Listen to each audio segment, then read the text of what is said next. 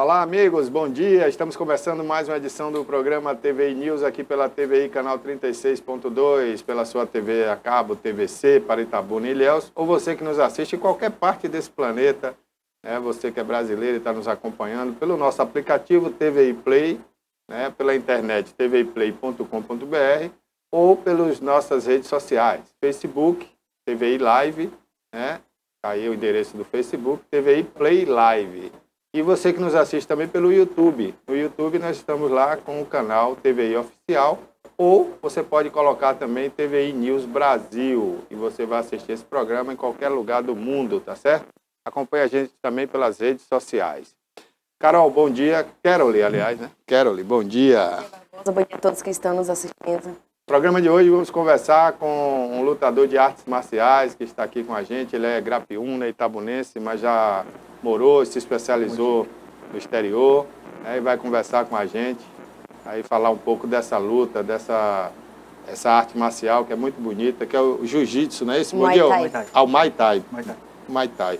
Inclusive, só explicar pra gente a diferença do Muay Thai pro jiu-jitsu, né? Sim, com certeza. Bom dia, Watson, prazer tê-lo aqui, viu? Eu que agradeço. Daqui a pouquinho a gente vai bater um papo. Vamos falar também sobre vários assuntos, aqui da região sul da Bahia, e vamos falar também do Covid, que está se agravando cada dia mais, e nós já chegamos aí a mais de 60% de ocupação nos leitos de UTI na Bahia. Isso não é fácil, é grave, hein?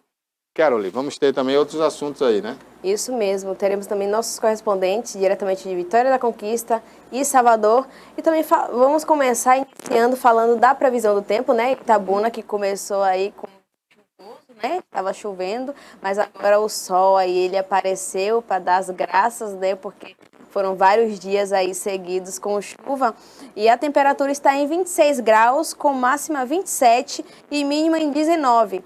Em Salvador está em 26 graus, com máxima 27 e mínima 23.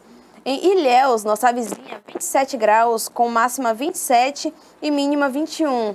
Nossa Suíça Baiana, Vitória da Conquista, está em 19 graus, com 29 de máxima e 15 de mínima. Itapé, também nossa vizinha, está em 25 graus, com máxima 27 e mínima 18. Buerarema, em 25, com máxima 27, mínima 18. Itajuípe está em 25, com máxima 27 e mínima 18 também. E temos também ali a nossa Ibicaraí, que está em 24, com máxima 27 e mínima 18 graus. Ok, hoje vamos falar também sobre as prefeituras do sul da Bahia, Os prefeitos estão reivindicando do Congresso Nacional uma medida aí para amenizar o problema criado pela PEC, a PEC que passou aí pelo Congresso Nacional e que reduz, inclusive, o ICMS e outras arrecadações dos municípios. A gente vai conversar com o presidente da MURC, Vinícius Ibran, não é isso? Isso mesmo, ele que é prefeito também ali em Buerarema.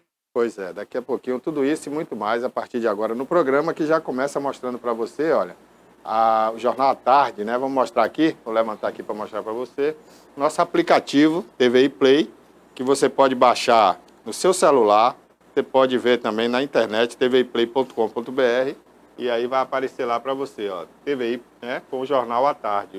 Aqui na TV você tem tudo, Você tem todos os programas aqui para assistir, o Alerta Cidade, do Denilton, o TVI News aqui, todas as edições. Se você quiser ver um programa que já foi ao ar, você pode clicar aí e assistir, E tem outros programas também, Tem o Luiz Câmara Arte da Raquel, Deixa eu colocar aqui para você ver. Luiz Câmara Arte, de olho no som. Aqui, Luiz Câmara Arte. Esse é o programa da Raquel. Vou clicar aqui no programa que ela entrevistou aqui. Cadê aqui? Vou aqui uma entrevista que ela fez aqui. Luiz Câmara Arte. Tem todos os programas, todas as edições do programa. E aí você pode assistir a hora que você quiser, do jeito que você quiser, tela cheia. E aqui você tem outros programas também aqui à disposição, Não só no aplicativo da TVI, mas também você pode ver pelo YouTube, Tá aí, portanto, eu vou dar o play aqui. Esse é o programa da Raquel, Luiz Câmara Arte, que você assiste aqui pela TVI, Dia e hora que você quiser. Então, tá aí, Tá aí o trailer de um filme, A Raquel, ela tá sempre mostrando para você os filmes que estão em cartaz, os lançamentos, filmes históricos, aqueles filmes que marcaram época, Então, você vai assistir tudo aí, né, no aplicativo. Tudo isso na hora que você quiser e quando você quiser, tá certo? E aqui você tem o Jornal à Tarde, o portal do À Tarde está aqui com a gente nessa parceria, né? Que é o Luiz Câmara Arte que está passando, né? E aqui você tem o Jornal à Tarde, com notícias, política, esporte, né? Últimas notícias, o Carrasco, Fale Conosco. O Jornal à Tarde, que é o maior jornal do Norte e Nordeste do Brasil e tá aí com a parceria com a TVI. Vamos ver o que tem de notícia hoje no Jornal à Tarde. Hoje, que é terça-feira, né? Hoje é que dia do mês? 12, né? 12 de julho. Hoje é 12 de julho. Nós temos aqui, ó, em carta, né? Twitter, deixa eu ver aqui essa manchete do Twitter. Twitter diz que a decisão de Musk de desistir da compra é válida. É inválida, perdão. Inclusive o Twitter entrou na justiça, né, para exigir uma multa bilionária do Musk, porque ele fez com que as ações do Twitter se desvalorizassem na Bolsa de Valores de Nova York. Então tá aí, essa briga vai durar muito tempo e vai rolar muito dinheiro, né? Aqui, Danilo Fernandes se posiciona contra a mudança da Lei Pelé, a lei que está aí, né, agora valendo, né, para os jogadores de futebol do Brasil, e eles se queixam que essa lei ela vai dar prejuízo aos jogadores, né? Então tá aí, ó, Danilo Fernandes, que é o goleiro do Bahia, ele se posiciona contra a mudança na Lei Pelé. O projeto de lei foi aprovado na Câmara dos Deputados e publicado aí, portanto, e a revolta dos jogadores que estão fazendo um protesto agora, né? Todos os jogos eles fazem 1 minuto de silêncio aí, com a mão na boca, né? Como se fosse uma mordaça, porque eles não tiveram direito a discutir essa lei Pelé, essa mudança, né, da lei Pelé, que, segundo eles, prejudica os jogadores. 4 pessoas da mesma família morrem em acidente no município de Mucuri. Está aí também no Jornal à Tarde de hoje, para você conferir. A internet está um pouco lenta aqui agora, né? Ver se dá para a gente mostrar aqui essa matéria. Então tá aí. Se você quiser ver mais, pode entrar aí no nosso aplicativo, né, e ver o portal do Jornal à Tarde. Aqui, 4 pessoas da mesma família morrem em acidente na BA 698. O motorista teria tentado desviar de buraco e acabou colidindo contra um ônibus. Tá aí, portanto, vou tirar essa propaganda aqui. Tá aí, portanto, a matéria de hoje do Jornal à Tarde, tá certo? Acompanhe e veja o nosso aplicativo, lá tem muito mais para você, tá? E se você quiser retornar aqui o aplicativo da TVI, é só clicar ali e retornar, tá bom? Vamos lá agora conversar aqui com o Adson Nocaute. Vamos lá, Carole? Isso mesmo, tudo Troca bom, o nome, Adson? né? Hoje é Bom Carole. dia. Bom dia. Você foi 3 vezes campeão aí do mundo, sim, né? E 3 vezes campeão baiano. E você é o único representante baiano no mundo de Muay Thai. Explica pra gente como foi que começou, como foi que você iniciou aí nessa carreira do Muay Thai até chegar o dia de hoje aí com tantos títulos. Ok.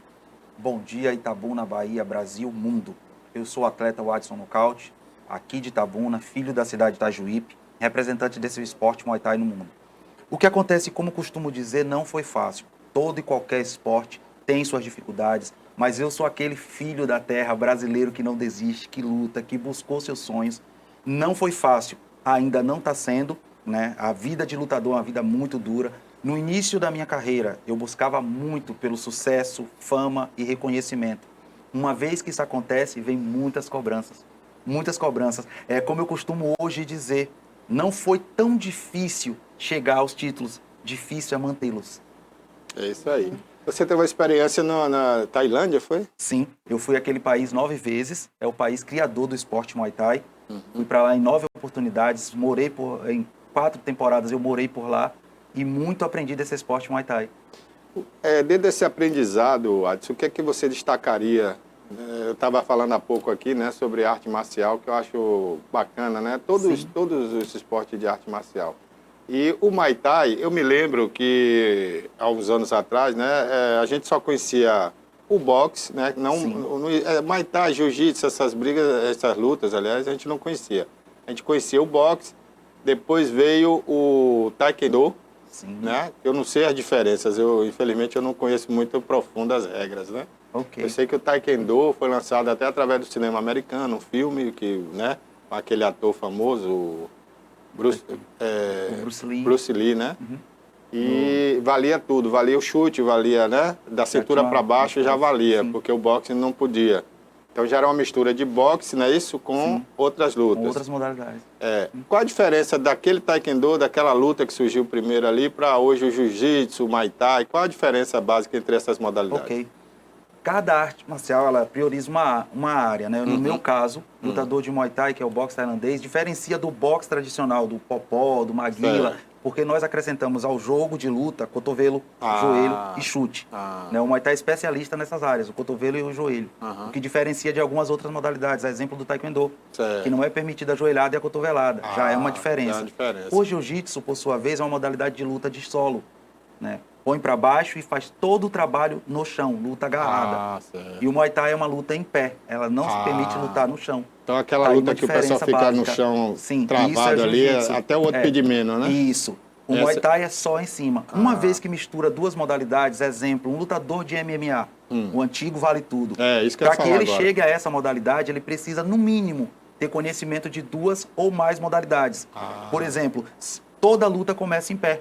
Exige desse atleta que tenha conhecimento de qualquer luta básica em pé. Taekwondo, Kung Fu, capoeira, boxe, Muay Thai. Certo. E se ele vai para uma luta de chão, possivelmente isso acontece na luta de MMA, ele precisa ter conhecimento de uma luta de solo. Jiu-jitsu, judô, wrestling, são lutas agarradas. Então, na verdade, é um apanhado de tudo, né? Sim. Como Essa- dizia o nosso eterno Bruce Lee, ele dizia, o lutador ele é completo quando ele conhece uma ou mais modalidades. Porque a qualquer momento ele pode precisar, ter a necessidade de uma outra luta. Então, na década de 70, o nosso eterno Bruce Lee já previa o MMA, que é a luta hoje, a luta do futuro. O MMA é tudo, de tudo um pouco, então. Sim, uma mistura de Uma várias mistura de modalidades. várias Por isso o MMA. É Mixed Martial Arts, ou mistura de artes marciais. Ou artes marciais mistas. Artes marciais mistas. Sim. Rapaz, agora eu deixei de assistir depois que houve aquele acidente com o lutador brasileiro, né, que quebrou a perna. O Anderson Anderson, Silva. o Anderson Eu Silva. fiquei horrorizado naquela cena ali. E tive empatia com a cena, né, porque eu senti como se fosse Imagino. minha ali, né?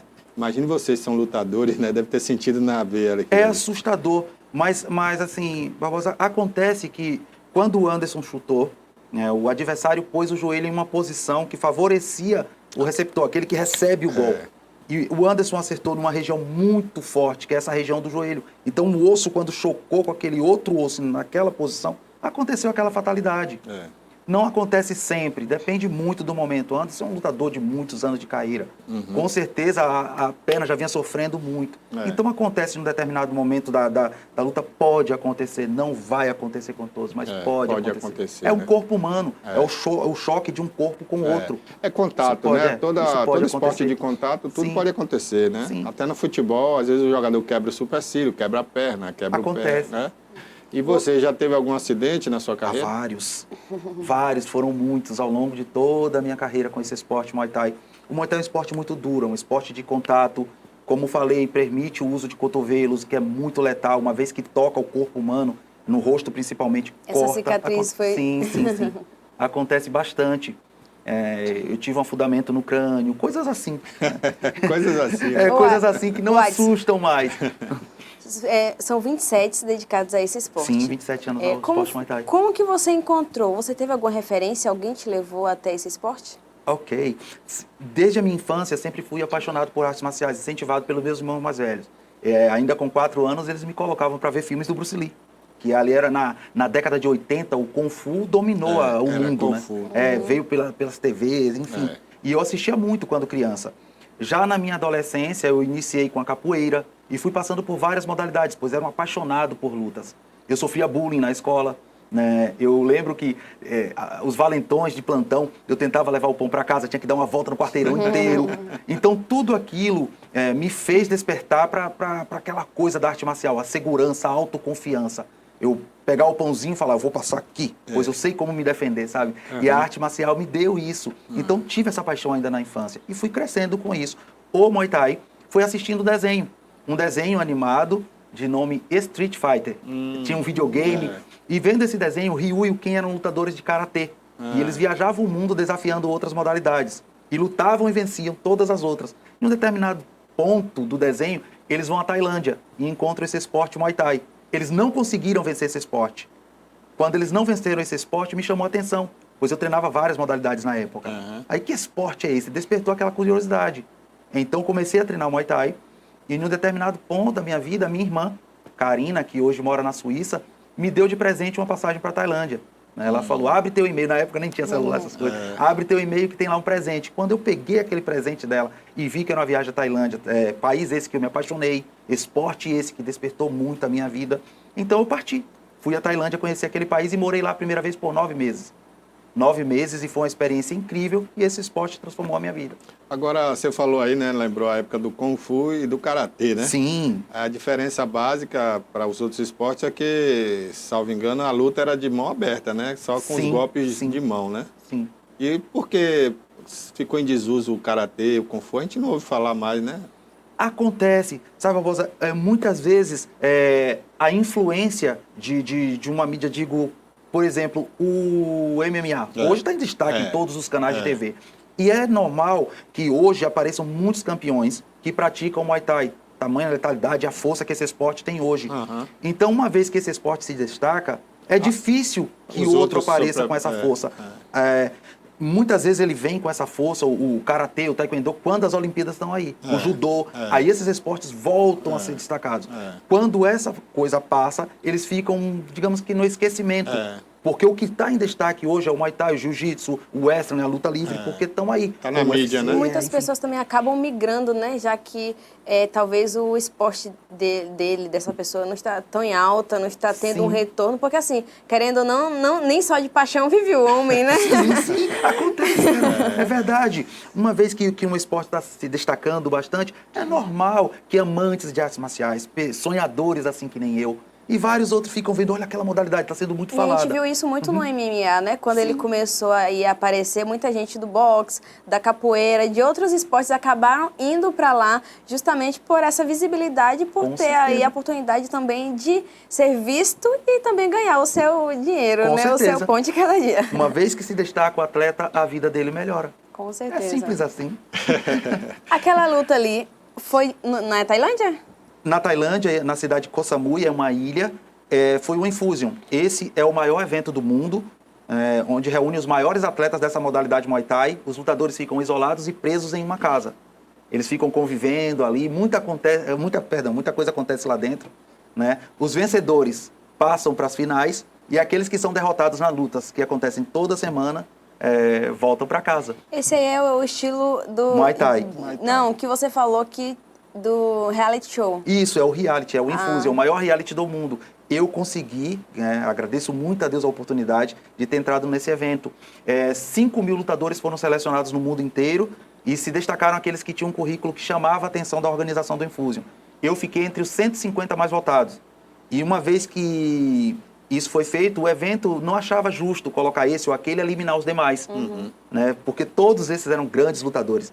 Então fomos para voto popular, pedi votos na internet e eu comecei uma verdadeira campanha. E eu fui o terceiro lutador mais votado no mundo para entrar na casa com 26.478 votos. E entrei na casa. Bacana. Você ficou quanto tempo lá? Eu fiquei até a semifinal, foram 3 meses. 3 meses. Mas são quanto tempo total? Acho que foi 4 meses e alguma coisa, até porque o final. eles ficam treinando, são muitas categorias e vão sendo eliminados. Né? É uma experiência quais são os critérios para eliminação? É a luta? A luta. Quem perder na luta vai saindo. Tem competições internas, por exemplo, quem suporta mais tempo segurando um balde com água, competições assim. E isso valia dinheiro, isso valia prêmios. Bacana, né? Enfim, e a luta era o que decidia de uma vez, né? Perdeu, vai embora, ganhou, vai ficando, e eu fiquei até a semifinal contra o Sobek Semper, que é um grande lutador que eu, em particular, admirava muito, jamais imaginei enfrentá-lo na casa. E foi uma luta que realmente mudou a minha história, mudou a minha vida. Uma vez que eu lutei com o Sobek, né, e eu tenho essa mania de brincar com o adversário, e isso aí chamou a atenção da produção, dos telespectadores, enfim. O brasileiro tem isso, né? Foi numa dessa ginga, que Anderson se deu mal também. É incrível como quando aconteceu com o Anderson, nós que vivemos da luta, brasileiros principalmente que têm esse hábito de brincar, temia que acontecesse. Mas é incrível que na hora bloqueia, o medo bloqueia. A autoconfiança é Até muito porque grande. se tiver medo, você não consegue. Não consegue.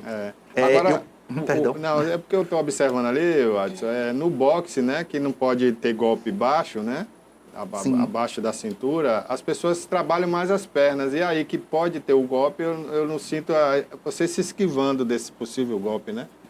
Na verdade, assim, para a luta com o Sobek, uma vez que foi anunciado o combate com ele, eu estudei esse adversário por 3 meses. Certo. Eu fiquei estudando, observando, e eu vi que ele tinha uma mão muito dura. Ele é oriundo do boxe, né? Ele começou com o boxe e migrou para o Muay Thai. Então, nós que somos lutadores de Muay Thai, é normal temer a pegada de um lutador de boxe, pois ele passou uma vida se dedicando ao trabalho feito com as mãos. Ou seja, ele é muito duro naquela arte. Então eu trabalhei muito para esquivar. Nessa luta é possível notar que em nenhum momento do combate ele me acerta com a mão direita, pois é o golpe decisivo dele, com a mão direita. Ele tem uma direita muito forte. Né? Você focou ali, né? Você Isso, falou, meu estudo era tomar ali. esse golpe. Esse não vai porque entrar. Se tomar, você pode ir nocaute. Exato. E fui até o final com ele. Bacana. E Parabéns. quais são as regras do não pode no Muay Thai? Golpes baixos. Qualquer golpe na genital não é permitido. Uma vez que isso acontece, você é punido. No Muay Thai, principalmente, a Tailândia é muito rigorosa com isso. Golpes no pescoço, na nuca, esses não são Agora, permitidos. no pescoço a gente vê bastante, principalmente na questão do lado, quando vocês... Tem o nome? Quando vocês... O chute. Sim, o chute de lado, assim, quando você dá. Normalmente ela acaba acertando o Na pescoço. lateral, essa musculatura é mais resistente. Sim. Essa já não tanto. Tá, isso então vai aqui pegar. pode, só não pode ir causa na traumas frente. muito grandes. Pode causar morte. Pois na hora, não dá. Nessa Que aí região é é punido. glótia, Ou assim como na porque nuca também. alérgico né? também. Não é permitido. Agora, só um pouquinho saindo do âmbito esportivo, né? Já que você conviveu na Tailândia, como é conviver lá na Tailândia? Como é que são os costumes lá? Você falava tailandês? Barbosa, por incrível que pareça, eu recebo muitas pessoas que me perguntam sobre. A minha mente, ela acabou bloqueando para o tailandês, para o inglês, não sei porquê. Mas quando viajo para a Tailândia é incrível. Eu falo todo e qualquer idioma. Como eu costumo dizer, a linguagem do corpo é universal. Né? Eu chego em qualquer lugar, eu costumo me virar. Por incrível que pareça, aprendi o francês. Aprendi o francês. E eu fico me perguntando por que entrou o francês e não entra todo. Eu vivi na Tailândia, em 4 oportunidades eu morei lá. Mas é muito difícil, é um idioma muito complicado. Muito complicado. E não são letras, né? Assim, são símbolos, né? São símbolos, então, exige- assim, bem difícil. exige muita capacidade. Toda aquela parte oriental é complicada, né? E uma vez que vamos a esses países para treinar, no meu caso, a gente fica muito focado ali no treinamento, pouco se comunica. Né? Porque é aquilo que eu sempre digo, é o básico, né? É a linguagem do corpo. Faz isso, vai aqui, bate ali, a gente já tem uma noção do que tem que fazer. Então, pouco falo. E quando falo, usa-se o inglês. É incrível, outro dia eu estava comentando, na Tailândia, uma criança que vende picolé, um rapazinho que está ali na barraca de alguma coisa na rua, todos falam inglês.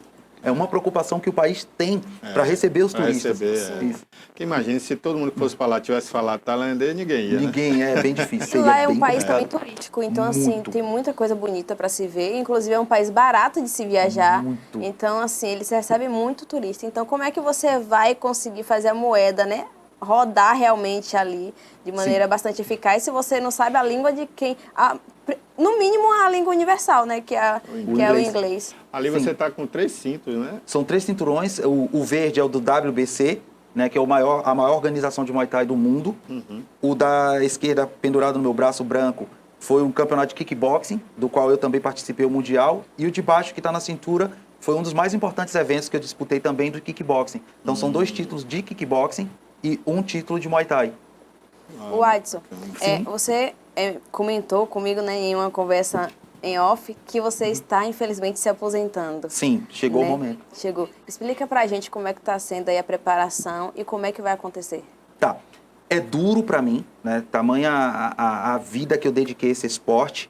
E todas as vezes que falo de aposentar é bem difícil porque eu vivi isso a minha vida inteira. Eu dediquei toda a minha vida a esse esporte. Eu vi a vida da minha família mudar por conta desse esporte. Eu vi coisas importantes acontecendo em minha vida também por conta dele.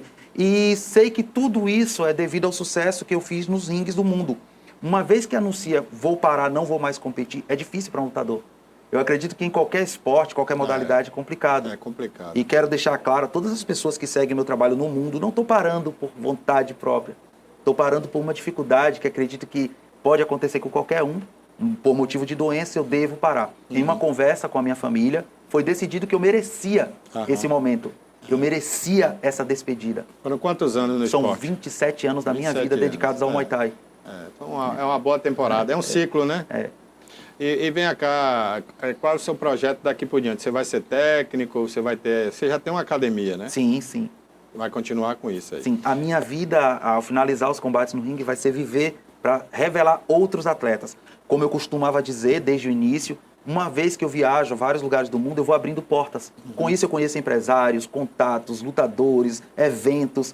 E aí eu já sei que uma vez que eu pare de lutar, é para lá que eu vou enviar todos esses novos talentos que vão surgir com certeza após mim.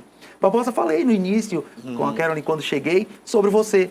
Você estava lá no começo da minha carreira. Você verdade. estava lá me incentivando, me dando oportunidade. Já te agradeço. Aproveito a oportunidade para te agradecer. A TVI, que sempre me apoiou todo o início da minha carreira. Vocês me deram essa oportunidade e com isso eu cresci. E graças a Deus eu te agradeço. Muito obrigado. E continuamos aí. Agora, o Adson, a questão do jovem hoje, né? Você que foi um jovem também, né? E disse que tinha essa dificuldade até de andar na rua, porque tem mesmo, a gente Sim, sabe, né? Acontece muito. Eu, quando era guri também, já corri de vagabundo que queria me pegar na rua. Então, assim, hoje o jovem carente, que não tem condição de pagar uma academia, tem algum projeto? Você consegue alguma bolsa para ajudar essas crianças na sua academia, no seu trabalho? Que bom que você tocou nesse assunto. Todo e qualquer lutador que chega ao reconhecimento do seu trabalho, mas que sabe que lá atrás ele passou por dificuldades, ele sente essa necessidade. É natural, uma vez que eu abro a academia, eu vejo muita gente batendo, não só crianças, muita gente adultos, que tem um sonho, mas muitas vezes a dificuldade financeira não permite. Então, é normal que recebamos essas pessoas de braços abertos. Mas, claro, que com incentivo, né, de poderes que ajudem essas pessoas, que deem oportunidade, tudo ficaria mais fácil. E eu queria muito que tivessem essa visão, que abrissem as portas para os sonhadores, para jovens talentos que temos aí. Exatamente. Né? A arte marcial muda, a arte marcial transforma. Em uma oportunidade, eu fui perguntado se a arte marcial não me tornava violento, porque a luta é violência.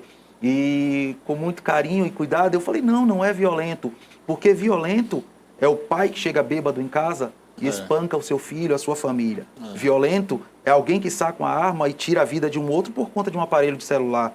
Aí eu falei, a arte marcial, ela deixa de ser violenta quando um lutador, ele treina, ele se prepara, ele se dedica a uma vida para enfrentar um outro lutador que de igual forma trabalha. Uma vez que eles entram em contato, são dois lutadores altamente preparados, lutando para levar o pão para casa. Isso não é violência, isso é sobrevivência. É verdade. Ô, Adson. Obrigado. O Adson, você falou que... Você falou não, né? Você foi o único... ainda, porque ainda não terminou, não se aposentou, então ainda não foi, né? O único representante baiano, né? A gente vê o tamanho da Bahia, né? A Bahia é do tamanho da França. Então, assim, é um estado grande. Então, você é o único representante da Bahia nesse esporte. O que você acha que é necessário fazer para que o Adson apareça nesse esporte? Obrigado pela pergunta. Oportunidades. Muitas vezes as portas se fecham por conta do que eu falei agora há pouco. Eu sou um atleta que foi viajando, conhecendo, abrindo portas. O Adson tem um contato. Quantos outros treinadores têm esse mesmo contato? Eu ainda não sei. Uma vez que esses treinadores eles entram em contato com alguém que se destaca lá fora, é natural que isso acontece. Portas são abertas e outros atletas vão se destacando. Eu fui aquele filho da terra que brigou muito para chegar lá. Eu nunca tive medo das dificuldades, foram muitas. Eu nunca tive medo de enfrentar os problemas da vida, e foram muitos. Então, poucos são os que têm essa coragem de encarar o mundo, de enfrentar dificuldades, de bater de frente com ela, de não desistir. Eu vi, ao longo de toda a minha carreira, muitos atletas que desistiram. Nas primeiras dificuldades, eles pararam de lutar, eles pararam de enfrentar, eles tiveram medo de seguir. E eu luto para que isso não aconteça. Então, todo aquele que bate a minha porta, eu abro e recebo com muito carinho. E vou abrindo portas. Mas eles precisam ser fortes para superar dificuldades. Não são poucas, são muitas. Mas tem que ter espírito de luta. É como eu costumo dizer. Não é só lutador quem sobe em um ringue e luta. É lutador todo aquele que acorda e vai à luta. Sim. Você pretende fazer algum evento para fazer o encerramento da sua carreira, Adson? Sim. Vai acontecer. Eu pedi, né, a toda a minha família e pessoas envolvidas nesse projeto que acontecesse em Itajuípe. Ah, é? Pois eu dediquei a minha vida inteira àquela cidade, eu sou de lá, né? E eu pedi para que fosse feito lá, e eu vou enfrentar o tailandês Yodkupong, que é um grande campeão que eu muito admiro, acompanho há muito tempo, e o empresário dele me deu a oportunidade de enfrentá-lo. É um sonho que eu já tinha. E lá tem local para pegar um público bom? Porque Sim, vai ser eu no ia estádio de sugerir futebol. você, porque eu ia sugerir você fazer na Vila Olímpica aqui, que vai reabrir, né? Sim, E sim, pega eu vi. E lá tem uma capacidade para 6.000 pessoas Sim, sentadas. Né? vai ser no estádio de futebol de Itajuípe, né? Vai ser bacana. contra esse tailandês, essa fera aí.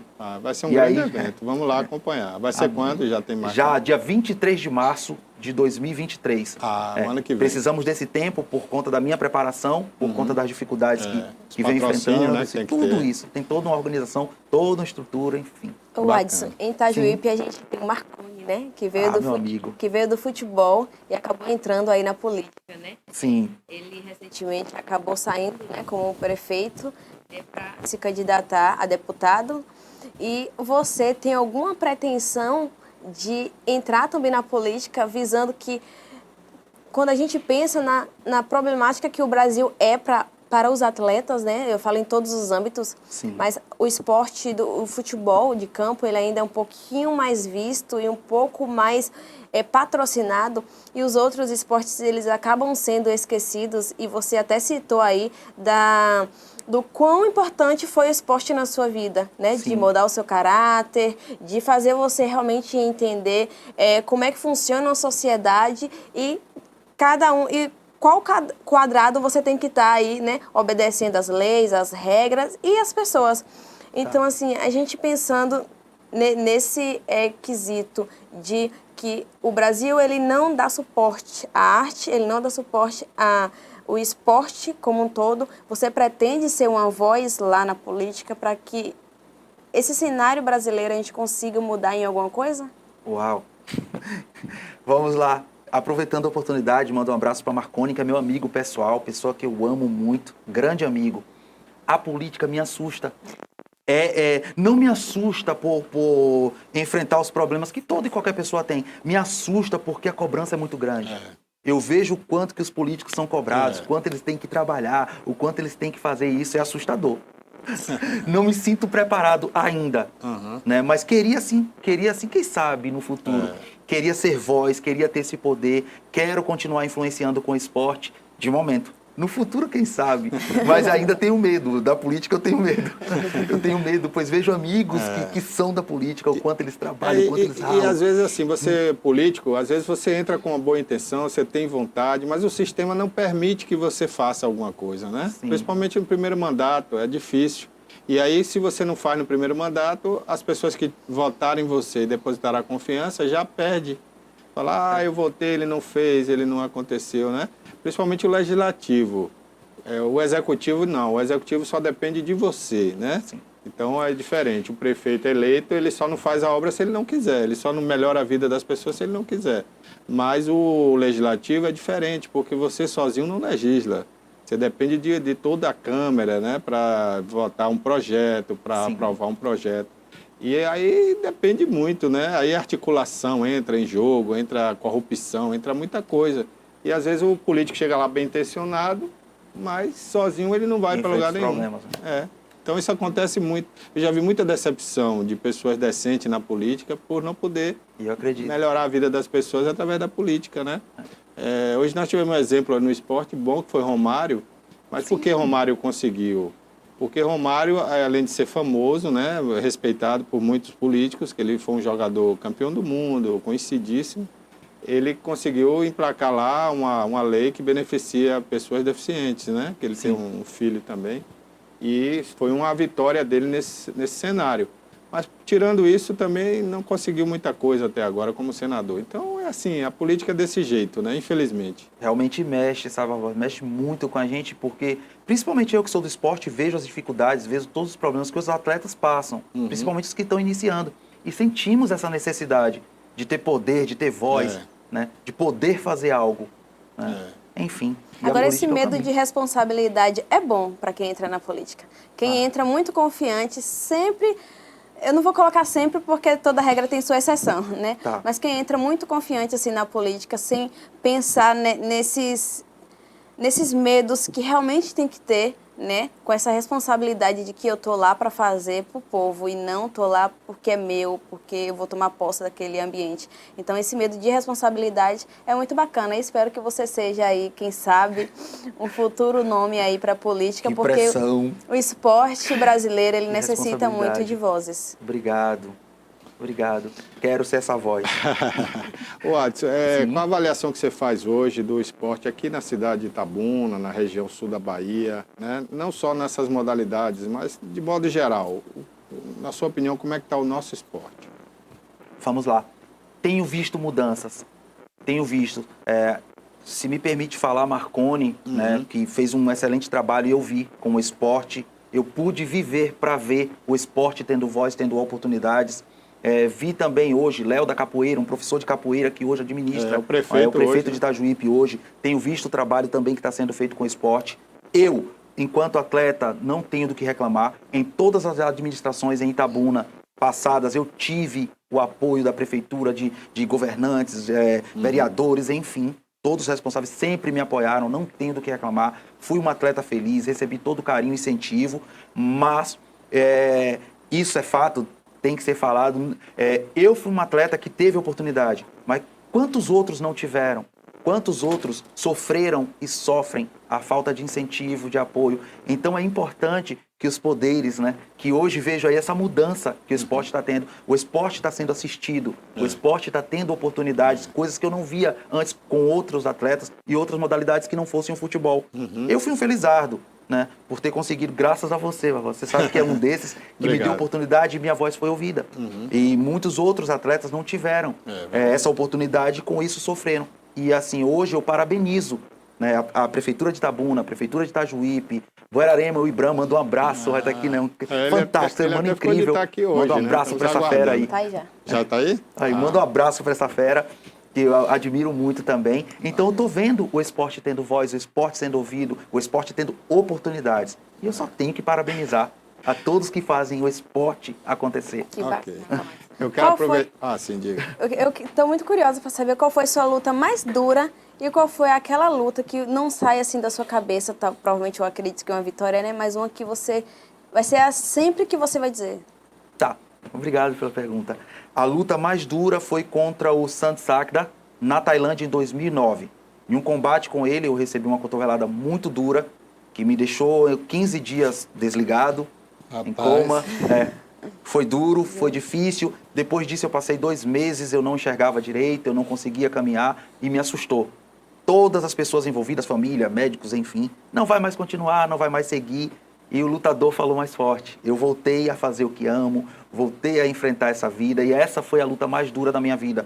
11 anos depois, eu o encontrei na Tailândia, dei um abraço muito forte nele, pois foi aquele lutador que me motivou, que me incentivou, que me fez seguir em frente ainda mais forte. E a mais importante, assim, para o sucesso da minha carreira, o reconhecimento do meu trabalho, devo ao Infusion, na luta com o Sobek, que foi a que me destacou para o planeta inteiro. Naquele primeiro vídeo que estava passando? Sim. Na Tailândia. Foi isso. Esse evento ele é transmitido para muitos países, né? E ele foi assistido em mais de 39 países do mundo. Então o Adson Nocaute, o filho de Itajuípe, foi reconhecido no mundo inteiro por conta desse esporte Muay Thai. E eu só tenho a agradecer por isso. Bacana, parabéns. Eu queria aproveitar, Adson, fazer uma homenagem a você, né? Porque Obrigado. raros são os atletas que conseguem fechar um ciclo, né? Como você vai fechar o ano que vem, com uma carreira boa, uma carreira de sucesso, uma carreira próspera, né? No caso aí, quando a gente fala prosperidade, não é só financeira, né? Sim. Mas o atleta realizado, porque, pô, querendo ou não, com todas as dificuldades que um atleta no Brasil tem, você conseguiu fazer a sua carreira, hoje você tem uma família, né? Sim.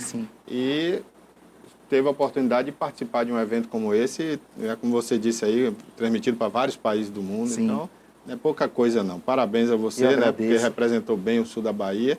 E eu espero que daqui por diante a sua carreira nova aí como técnico, como professor de academia, né? De Muay Thai, seja tão boa quanto foi de atleta, tá Amém. certo? Ou Muito melhor obrigado. ainda, né? Eu agradeço. Eu queria no final que você mostrasse sua rede social aí, quem quiser seguir você, né? O Adson Nocaute. O Adson Toda a minha Nocaute. rede social é encontrado dessa forma, é o meu nome de trabalho, assim que sou conhecido. Mostra em aí, todo Cássio, mundo, pra gente, né? O Instagram. Facebook, Tá pedindo YouTube, aqui. o Todas Adson as redes, Nocaute. né? Pronto. Lá Dessa tem forma encontra todo o meu todo trabalho. o seu vê tudo sendo trabalho, divulgado, fotos enfim. e tudo, né? E pode Obrigado, até falar Bosa. com você também, quem quiser, não é isso? Isso. Pronto. Te agradeço Eu de mesmo todo o falei com coração. você essa semana pela rede social. Pelo Instagram. Obrigado. Obrigado a você, Adson, por ter vindo aqui e continuaremos aqui de portas abertas para o seu trabalho. Viu? A sua obrigado. academia hoje fica onde? Dá o endereço aí. Barbosa, agora estou em Itajuípe, estou com um projeto lá. Certo. Mas quem quiser, né? Sim, é só entrar em contato com o Adson que Pronto. pelas redes Entra sociais. pelas não, redes já- sociais, está aí, Sim. ó. O Adson Nocaute, não é isso? Sim, essa fera aí. Obrigado, Adson. Um Eu que abraço para agradeço. você. Abraço. Daqui a pouquinho a gente vai conversar aí com o prefeito de Guararema e presidente da AMURC, Vinícius Ibran, que já está aqui no nosso estúdio, e daqui a pouquinho vai falar sobre essa problemática das prefeituras, né, com a questão da arrecadação. Né, tem prefeitura aí que está vendo a coisa feia, principalmente com a redução do ICMS. Ele vai explicar isso daqui a pouquinho para a gente aqui no programa. Aqui que tem alguém online aí para a gente chamar? A gente vai agora com Maísa, com estilo legal. Ela que vai estar entrevistando a doutora Daniele Campos, fisioterapeuta especialista em ozonioterapia. Direto de Vitória da Conquista. Vamos lá. Hoje eu trago para você mais uma super profissional aqui de Conquista, já que vocês estão querendo saber o que é que acontece aqui na nossa cidade. Hoje eu trago para vocês a doutora Damile Campos. Ela é fisioterapeuta especializada em ozonioterapia. Já ouviu falar em ozonioterapia? Então, a gente vai conseguir hoje saber tudo com a doutora Damile. É uma profissional muito gabaritada aqui na nossa cidade. Então, eu quero dividir ela com vocês aí de Ilhéus e Itabuna. Eu sei que ela atende aí, tem gente de Ilhéus e Itabuna que conhece a doutora. Não é, doutora? Isso mesmo. Sou fisioterapeuta integrativa, trabalho aqui em Conquista há mais de 6 anos, né? Já sou pioneira em ozonioterapia aqui e já atendo aí em Itabuna e Ilhéus também. Doutora, diz pra gente o que é ozonioterapia para começar essa nossa conversa. Nossa! A ozonioterapia é nada mais do que a complementação de uma terapia centenária, né, que acaba sendo a utilização de um gás de oxigênio medicinal que faz a junção e vira o ozônio. Isso eu digo muito, né, volto a falar também que Deus é perfeito, Ele fez o nosso planeta com uma camada de ozônio, protegendo o nosso planeta das impurezas do espaço.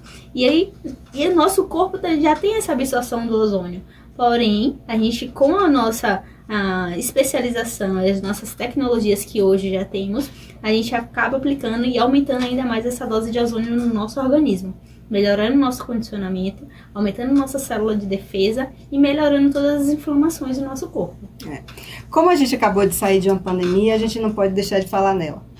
Então, conversando antes um pouquinho aqui com a doutora, ela me falou que a ozonioterapia também foi uma das ferramentas utilizadas para, não digo a cura, mas a melhora dos pacientes de Covid. É verdade? Isso mesmo, Maísa. A ozonioterapia, o ozônio em si, ele já é um anti-inflamatório e um antibiótico. Então, ele age de forma natural e melhorando essas células que já estão infectadas e com o vírus, eliminando ainda mais e melhorando o seu condicionamento, aumentando suas células de defesa e aumentando a sua imunidade, que é muito importante. Então, a nossa flora intestinal com o vírus, ele acaba sendo diminuída e infeccionando o nosso corpo por geral. Então, o ozônio, ele age... Ele é um anti-inflamatório, um antibiótico, melhora a nossa flora intestinal e assim toda a inflamação e infecção que são alojadas no nosso intestino, ele se acaba se eliminando. Doutora Damile também deixou claro que é uma terapia que deve ser feita em conjunto com... Você não pode abandonar as medicações que o seu médico vai solicitar, indicar para você, né, gente? Terapia é uma coisa que vai ser complementar ao seu tratamento. A gente não está dizendo aqui que você vai deixar de fazer as coisas para poder... Vai complementar e vai melhorar demais a sua parte de imunização do corpo, né? Você vai ficar mais saudável, mais... Não é isso, doutor? Justamente, porque assim, o ozônio em si, ele, como volto a falar, ele é um anti-inflamatório. Então, melhorando ainda mais o seu condicionamento, você vai fortalecer todas as suas células. Então, você faz a absorção e você melhora, tem uma qualidade de vida melhor e um direcionamento para suas atividades diárias tranquilo. Tem alguma contraindicação? Tem um público que não é indicado para fazer a ozonioterapia? O público seria voltado mais para gestantes E para quem tem um índice de G6PD, que é uma enzima, que é um favismo que nem todo mundo tem, que é um índice alto para quem tiver, que é uma contraindicação. Mas é uma coisa muito rara, é feito os exames, quando a nossa anamnese é feita de acordo com os exames complementares. Então a gente faz essa varredura de todos os exames e a gente vai olhando o que necessita e o que o paciente está necessitando naquele momento. Gente, a ozonoterapia é bom para respiração, mas é bom também, sabe para quê, gente? Estética. Eu tenho melasma, né? Ilhéense, né? Na época de juventude fazia o quê? Passava bronzeador na cara e agora, com quase 50, estou eu pagando por isso, né? E eu faço alguns tratamentos na clínica que a doutora atende aqui em Conquista e ela disse que vai me ajudar a melhorar, a potencializar esses tratamentos também nessa área de estética, de melasma, né? Como é que é isso? Isso mesmo, é porque o ozônio, ele vai estar fazendo uma limpeza. Então, a gente faz primeiro uma desparasitação, uma desintoxicação e uma desinflamação total do seu corpo. Então, a resposta do seu melasma é muitas vezes das suas inflamações antepassadas que você veio acometendo, ficando muito ao sol. O sol é necessário porque é vitamina D. Mas em excesso, como tudo na nossa vida, tudo em excesso no nos tal de faz mal. passar aquele refrigerante de cola que a gente...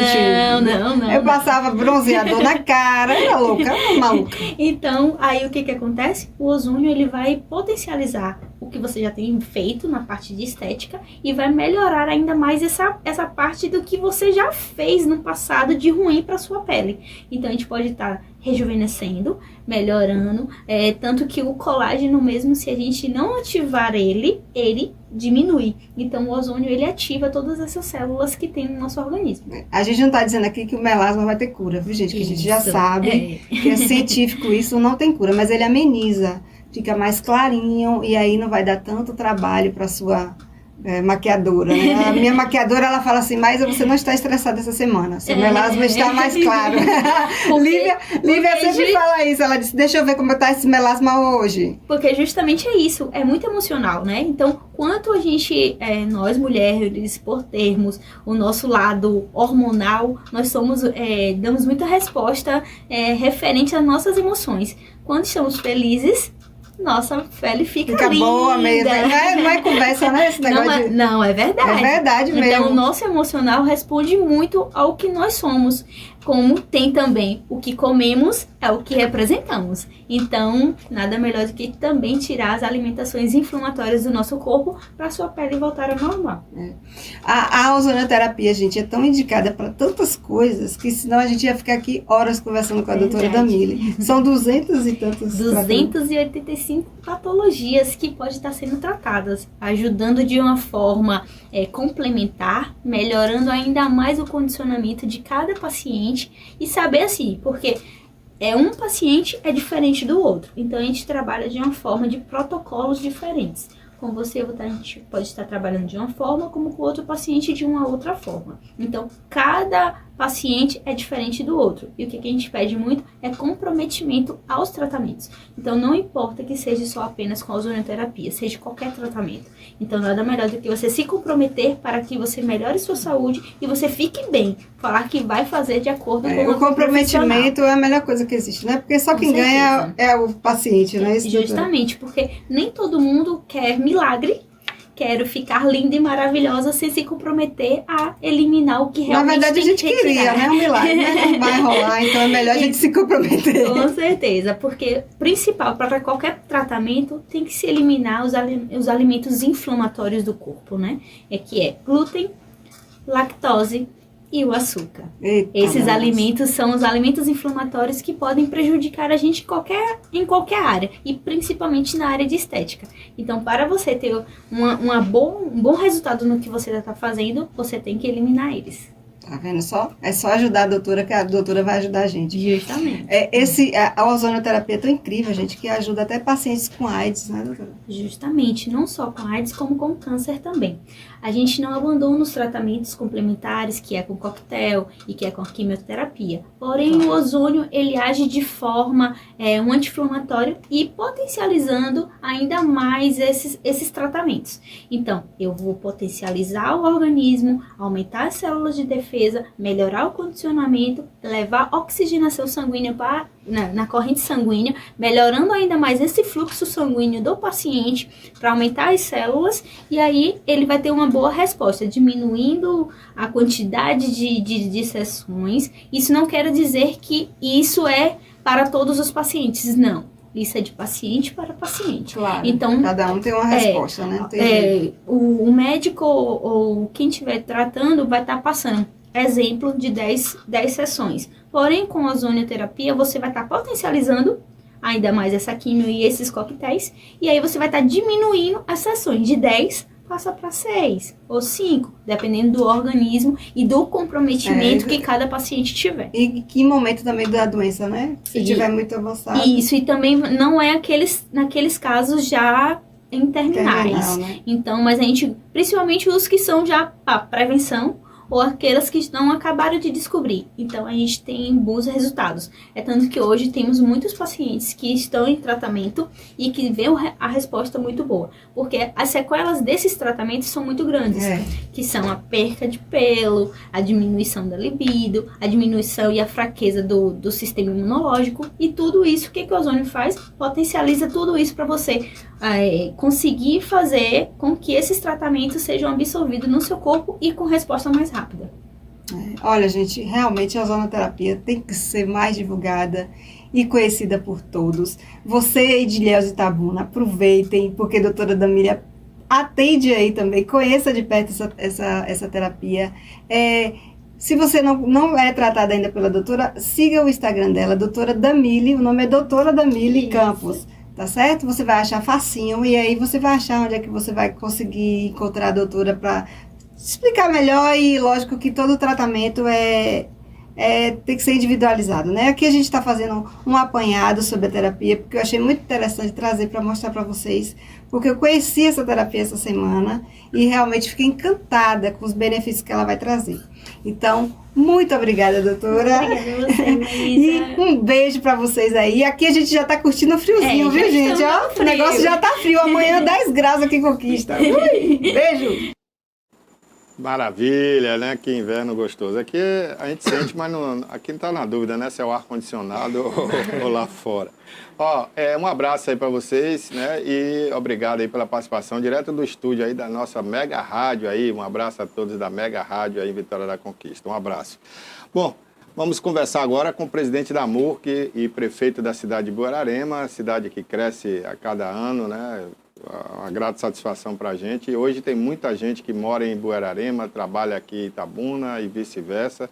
E a gente está aqui com esse prefeito jovem, que chegou aí para dinamizar ainda mais a política baiana. Vinícius Ibram, bom dia. Obrigado por ter vindo, Vinícius. Bom dia, Barbosa. Bom dia, Carolyn. Para mim é uma honra, uma satisfação estar sempre aqui no TV News batendo um papo, não apenas com os nossos amados de Buerarema, mas com toda essa gente querida da nossa região. Prazer é nosso, Vinícius, e como eu já tive vontade de falar, a gente fica muito feliz em ver gente jovem entrando na política, com sangue novo, com um pensamento positivo, querendo crescer, querendo avançar, né? E dentro de um processo diferenciado daquela velha política. Eu queria, Vinícius, que você falasse agora, né, com o presidente da MURC, da dificuldade que vem passando os municípios a cada ano e agora, principalmente, né, com essa diminuição no ICMS, né? Na verdade, Barbosa, a luta municipalista, ela começou lá atrás, no início dos anos 2000, por uma série de distorções nessa distribuição da renda, né, distribuição da riqueza do país para os municípios, né, e estados. Porque antes de entrarmos nessa questão do ICMS, é importante a gente dizer que a concentração maior do recurso que hoje temos no país, ela é gerida apenas por uma pessoa, pelo presidente da República. Então, hoje, mais ou menos 60% do recurso do país é gerido pelo presidente da República, né? E aí nós temos aí mais ou menos 25% da riqueza do país que é gerida pelos governadores. Então, temos aí 26 estados e o Distrito Federal. E vocês pasmem, 15% desse bolo tributário é dividido para mais de 5 mil 568, 570 municípios. Então, é uma inversão de valores muito grande. Porque a gente vê que o país ele começa pelo município. Hoje nós estamos em Itabuna e o que é de concreto é Itabuna.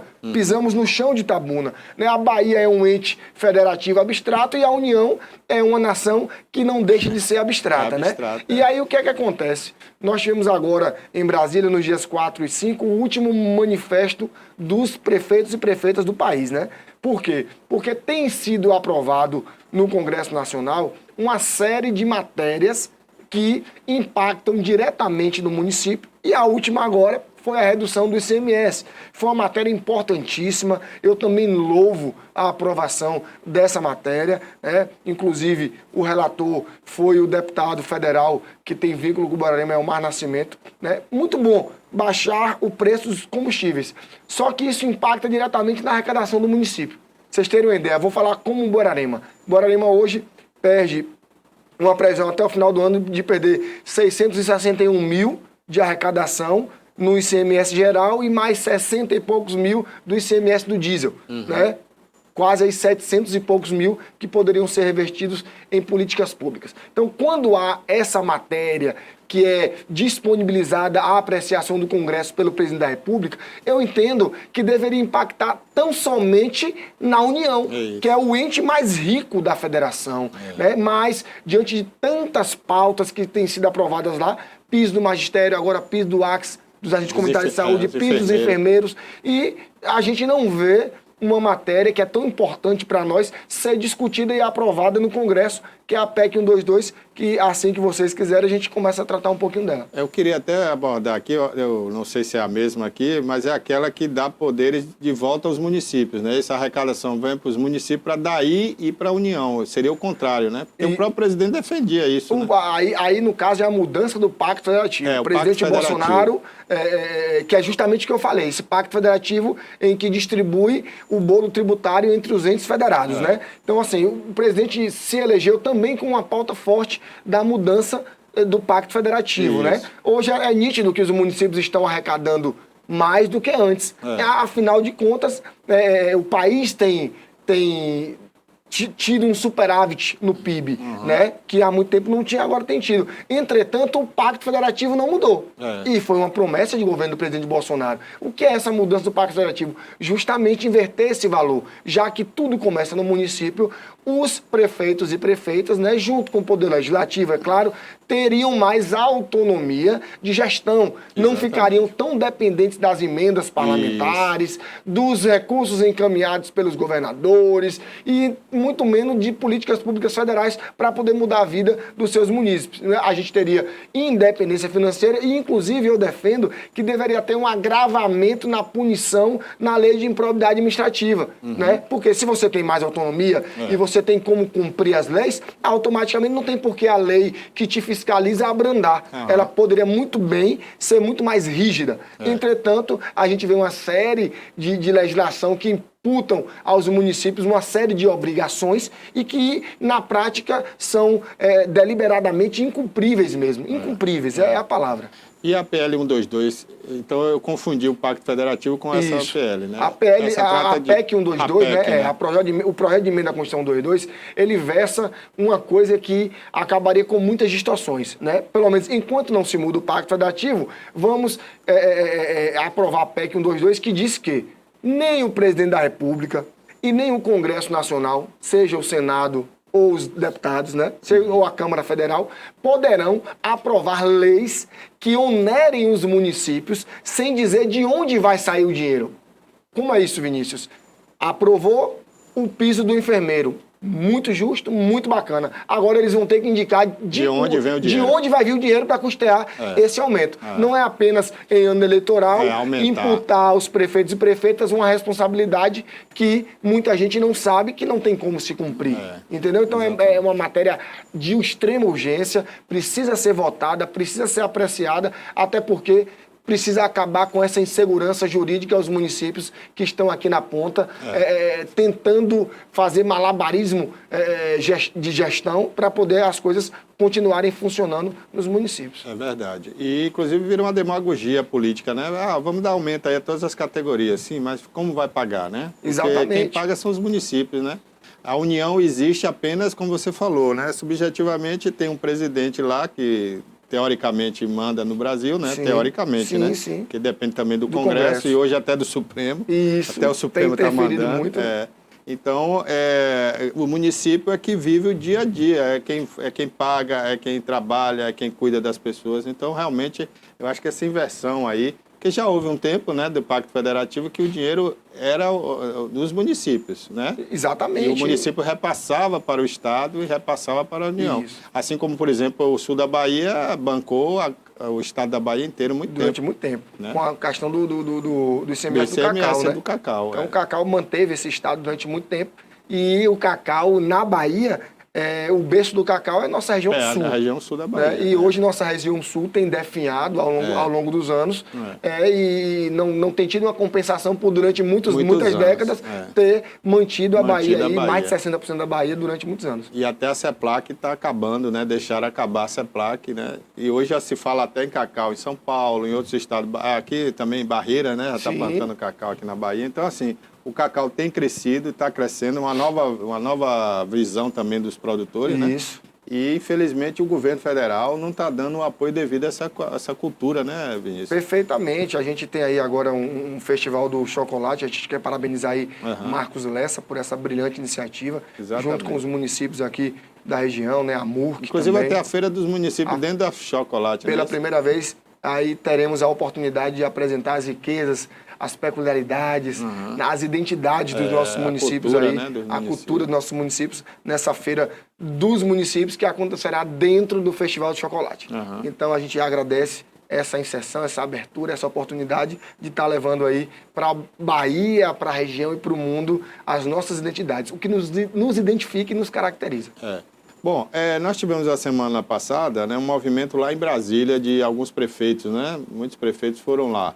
Como é que vai ficar, então, essa cobrança a partir de agora, Vinícius, por parte de vocês, prefeitos? Nós temos aqui a MURC, a nível regional.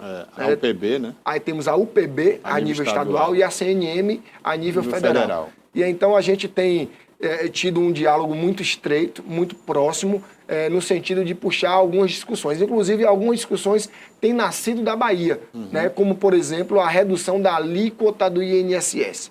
Por exemplo, o INSS patronal dos clubes de futebol, que são, em sua maioria, muito ricos, é um percentual de 5%.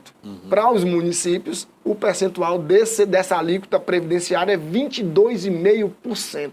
Então, o município que tem uma folha de 1 milhão, 2 milhões, de 2 milhões, por exemplo, tem que pagar o INSS aí cerca de quase 500 mil reais. Nossa. Né? Então, fica inviabilizando. Aquela questão da legislação faz de conta. Ela finge que existe e os municípios fingem que cumprem. Felizmente, tem que acabar com esse país de faz de conta. Então, a gente tem defendido lá em Brasília, através dessas moções municipalistas aí, encampadas tanto pela CNM, quanto pela UPB, quanto pela MURC, né? Essa mudança na legislação que hoje impacta aí mais de 73 bilhões para os municípios. As pautas que hoje tramitam lá em Brasília, por exemplo, a redução do imposto de renda, que é uma pauta muito bacana, e para ontem é necessário que diminua. Imposto é para ser diminuído, mas ele impacte em quem tem mais a dar, que é a União. Como também reiteradas reduções aí no IPI, que tem impactado diretamente os municípios. Então, Barbosa,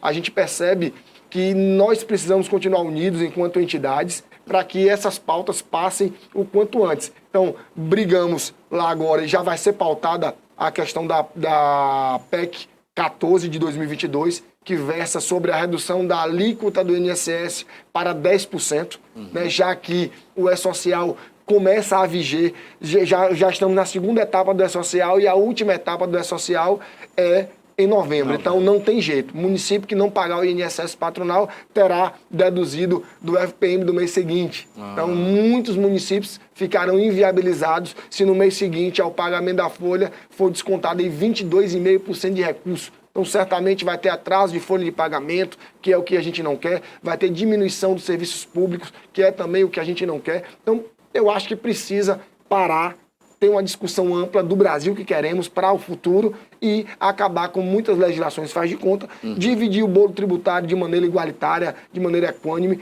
para que a gente possa ter realmente um país que potencialize na base, nos municípios, as reais políticas públicas que são necessárias para mudar a vida da população. Oi, Bram, vocês estão levando aí para Brasília as propostas, possíveis propostas, para que sejam minimizados aí os danos aos municípios? Exatamente. Na verdade, as propostas elas já estão tramitando em sua maioria. Né? Todas elas já viraram projeto de lei que tramitam no Congresso ou nós já temos, inclusive, Barbosa e Querol, leis aprovadas que foram suspensas à vigência pelo STF.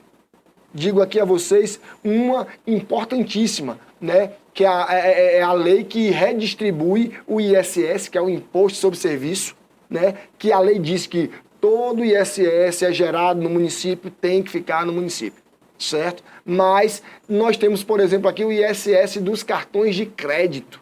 Apenas um município no país retém todo o ISS do cartão de crédito. Então, por exemplo, passamos cartão de crédito aqui em Itabuna. O dinheiro do ISS deveria ficar para Itabuna, mas não, vai para um município em São Paulo. Isso não existe.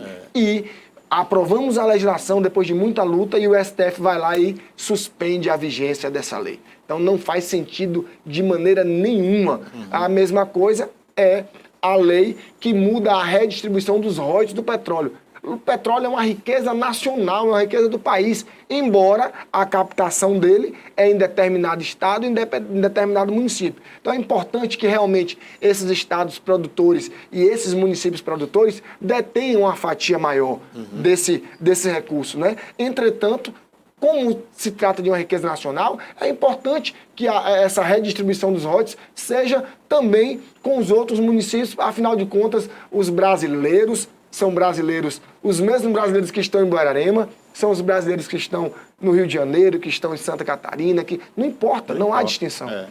É verdade. Agora, Vinícius, qual o município aqui da região assim, que está enfrentando maior dificuldade? Quais são os municípios, né? Já que vocês da MURC representam aí mais de 30 municípios. 34 municípios. 34 municípios. Na verdade, o impacto ele é proporcional e igualitário em todos os municípios. Mas sempre tem um que arrecada mais por conta de um petróleo, por conta de alguma coisa. Né? Por exemplo, Itajuípe eu soube que arrecada mais do que os outros. Né? Nós temos aqui, por exemplo, municípios como Itajuípe, como Ibirataia, como Mascote. Eu acredito que Camaquã começou a receber e Jussari teve a liminar, mas ainda não está recebendo, que são os royalties do gasoduto. O gasoduto passa em todos os municípios aqui, a maioria dos municípios. Ele vem na BR-101. Exatamente. Né? Entretanto, só os municípios que têm uma válvulazinha lá para abrir, para manejar, ganham esses royalties do petróleo, que aí, no caso, está gerando em torno de mais de 900 mil para cada município desse que eu falei. Que ajuda os muito, outros ajuda demais, porque entra como fonte zero, né? Não é vinculado nenhuma carimbada. Não é carimbado, não é recurso carimbado. Então, assim, lógico que esses municípios vão sentir menos. Entretanto, Barbosa, vão sentir muito também, porque, na verdade, você traça as políticas públicas para o seu município de acordo com a sua renda, de acordo com a sua arrecadação. Então, os municípios que estão acostumados a arrecadar mais, eles também distribuem mais para a sua população política pública. A partir do momento que ele tem uma perda de arrecadação, como a do ICMS, por exemplo, certamente os munícipes serão prejudicados e o município também terá dificuldade em continuar promovendo a política pública na mesma intensidade. Então, todos os 34 municípios aqui que compõem a MURC vão sofrer muito com essa mudança que está tendo na legislação, sem nenhum tipo de compensação para os municípios. Quando você fala que essa arrecadação ela não é carimbada, só para o pessoal de casa entender, significa dizer que ela não é igual veio o dinheiro direcionado para a saúde, para a educação, direcionado para a educação. É só para o pessoal entender que chegando esse dinheiro, o prefeito pode fazer o que pode quiser. Fazer o que ele quiser, de acordo com o que ele acha que o município ali está necessitando. Exatamente. Na verdade, nós temos aqui algumas nomenclaturas, algumas fontes de despesa, né? Que tem um recurso carimbado, que é o do Fundeb, que é o do PAB, Fundeb Educação, PAB Saúde, né? Alguns da Assistência Social. O FPM também... O FPM é livre, que é né? o Fundo de Participação dos Municípios, que ele é constituído justamente pelo que a gente estava falando bastante. Do Pacto IPI Federativo. e Imposto de Renda. justamente o que o presidente tem dado reduções aí seguidas, como o IPI. O imposto de renda nem tramita um projeto de lei ainda para baixar a alíquota do imposto de renda. Beleza, ótimo. Mas vai impactar diretamente nos estados e municípios. O dinheiro da educação é o Fundeb. É o Fundeb, aí temos o PENAT, que é o de transporte escolar, que vem para Borarema, por exemplo, menos de 10 mil, e o município gasta mais de 150 mil de transporte. É mesmo? Aí vem o PENAI, que é o da merenda, que a gente recebe lá em menos de 30 mil de merenda por mês e gasta mais de 70. Porque em Borarema nós temos 2 escolas de tempo integral. Deveria ser o inverso, né? Pois é, vocês entendem, Barbosa, qual é a distorção desse país? Né? E, além disso, nós temos aí do FPM, lógico, uma parte vai para os 25% da educação e outra parte vai para os 15% da saúde, porque todo município ele é obrigado a gastar no mínimo 15% em saúde e no mínimo 25% em educação. Então, tem toda... Inclusive, a gente está até lançando lá em Borarema, breve, eu acredito que esses próximos 60 dias aí, um Descomplica Gestão Pública, onde a gente vai tentar mostrar à nossa população como funciona. Porque tem muita gente que tem aquela ideia, vem verba para tudo. Vem verba para festa, vem verba para esgoto, vem verba... E não é bem assim que funciona. Então a gente vai fazer essa questão de mostrar aí, não apenas a população de Borarema, mas a população regional, como funciona a administração pública. Porque é mais fácil você cobrar com um conhecimento maior sobre o tema do que como leigo. Inclusive você, outro dia, foi classificado aí em primeiro lugar na questão da transparência, não foi? Isso, fiquei muito feliz. Não em primeiro lugar. Nós tivemos nota, ao longo dos anos, a gente tem tido uma obstinação muito grande pela questão da transparência. Né? E sempre dialogando com o Ministério Público, com o TCM, né? Através das notificações. E nas últimas contas nossas, que foram aprovadas em 2020, nós alcançamos 72 pontos, que era a quantidade máxima de pontos possíveis de serem alcançados. E aí nós tivemos nota 10 em transparência, dada nas nossas contas pelo Tribunal de Contas dos Municípios, que é o maior órgão fiscalizador aí que fiscaliza e orienta a Câmara sobre a aprovação ou reprovação das contas de um prefeito ou uma prefeita. Ô Vinícius, aproveitando a sua presença aqui, como é que ficou aquele imbróglio lá, né, dos professores que tiveram o aumento, mas não reconheceram o aumento, né? Como é que resolveu isso? A gente teve um diálogo com a classe, né? E nós propusemos iniciar um diálogo sobre uma mudança na legislação que pudesse dar mais segurança jurídica aos professores. Né? E a gente está aguardando um posicionamento da classe, né, que provavelmente aí deve estar se reunindo para poder apreciar o nosso pedido. Veja, Barbosa, o plano de carreira de Borarema ele foi aprovado em ano eleitoral, né? Faltando 3 meses para a eleição. Né, por um prefeito que na época estava desgastado e mesmo assim já estava com salários atrasados, não conseguia pagar o salário, mas conseguiu mandar um projeto de lei, né, intempestivo, porque a lei de responsabilidade fiscal diz que para aprovar plano de carreira é necessário alguns requisitos. O município está abaixo do limite prudencial de índice de pessoal, que é 51,3% da sua receita corrente líquida, ou seja, não pode estar acima de 51% da receita do município com gasto de pessoal, com gasto de salário. E ser aprovado antes de 6 meses do período eleitoral. E ele não respeitou nenhum desses pré-requisitos, mas a gente sempre cumpriu. Né? Agora, infelizmente, diante desse aumento que o presidente deu, né, a gente teve que fazer algumas sindicâncias. Então, mas pela explicação que você deu, no plano de carreira você já tinha contemplado esse aumento. Perfeito. Quando o governo federal deu, quer dizer, o professor já tinha tido o aumento, não é Exatamente. Isso? Embora o TCM foi claro quando ele disse que, à luz da interpretação do que foi decidido em Brasília pelo presidente, os municípios só tinham a obrigação de equiparar quem estava abaixo. Né? Ou seja, quem recebia menos de R$ 1.922 como professor teria que ganhar no mínimo esse valor. Né? E nós não fizemos apenas isso. Nós concedemos o aumento para as demais categorias, não da maneira que eles entendiam que deveriam receber. Mas a gente, analisando o plano, a gente verificou que existia a possibilidade de dar essa segurança jurídica para os professores, de atender esse pleito dos professores, mudando a legislação, e a gente está aguardando aí que eles aprovem que a gente comece a discutir essa segurança jurídica dadas a ele, porque eu estou de passagem. Eu não estou para prejudicar ninguém, muito pelo contrário. A gente tem feito aí reformas intensas nos nossos prédios escolares, a gente tem procurado valorizar muito os servidores públicos e eu não quero, Deus me livre, sair com nenhuma mancha de perseguição ou de não correspondência, não atendimento a uma legislação. Ô Vinícius, aproveitando que você está aqui como presidente da MURC também, como é que é a luta dos prefeitos aí para gerar emprego, né, nos municípios, porque não é fácil, né? A população cresce a cada dia, né? E as pessoas estão ali ávidas para trabalhar, fazer alguma coisa, as profissões estão mudando muito, né? Como é que está isso nas cidades menores? Nós estamos tendo uma mudança de ciclo no mundo. A gente está, no meu entendimento, no meu humilde entendimento, a gente está saindo mais da parte física para várias oportunidades virtuais, isso, né? Oportunidade de renda virtual. De renda virtual. Então, aquela questão da renda extra, várias coisas nesse sentido. O que é que eu tenho percebido nos municípios que estão ligados à MURC? Porque muita gente fala, ora, não veio uma grande empresa para a minha cidade. Isso é política pública nacional, estadual, até porque empresas, para se sentirem incentivadas a irem para algum município, ela precisa de isenção fiscal. O município só tem o ISS. Não tem mais o que oferecer. O município só tem, exatamente, 5%, 3%, 2%, a depender do município. Dependeria muito do Estado. Não representa muita coisa. Agora, quando você tem uma isenção de ICMS, quando você tem alguma isenção de alguns impostos estaduais e federais, aí sim a empresa se sente motivada e incentivada a se incluir em algum município. Mas a gente precisa abrir os olhos da população para entender que geração de renda não é apenas com indústria.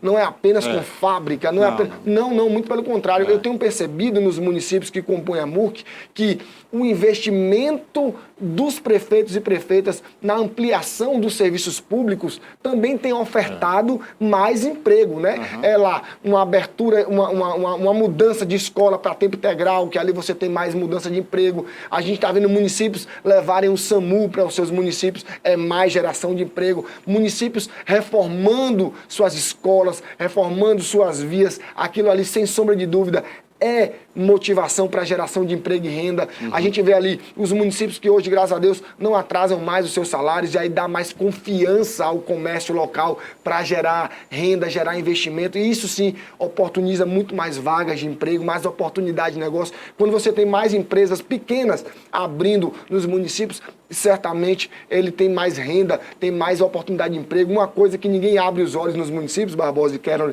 é a questão da construção civil.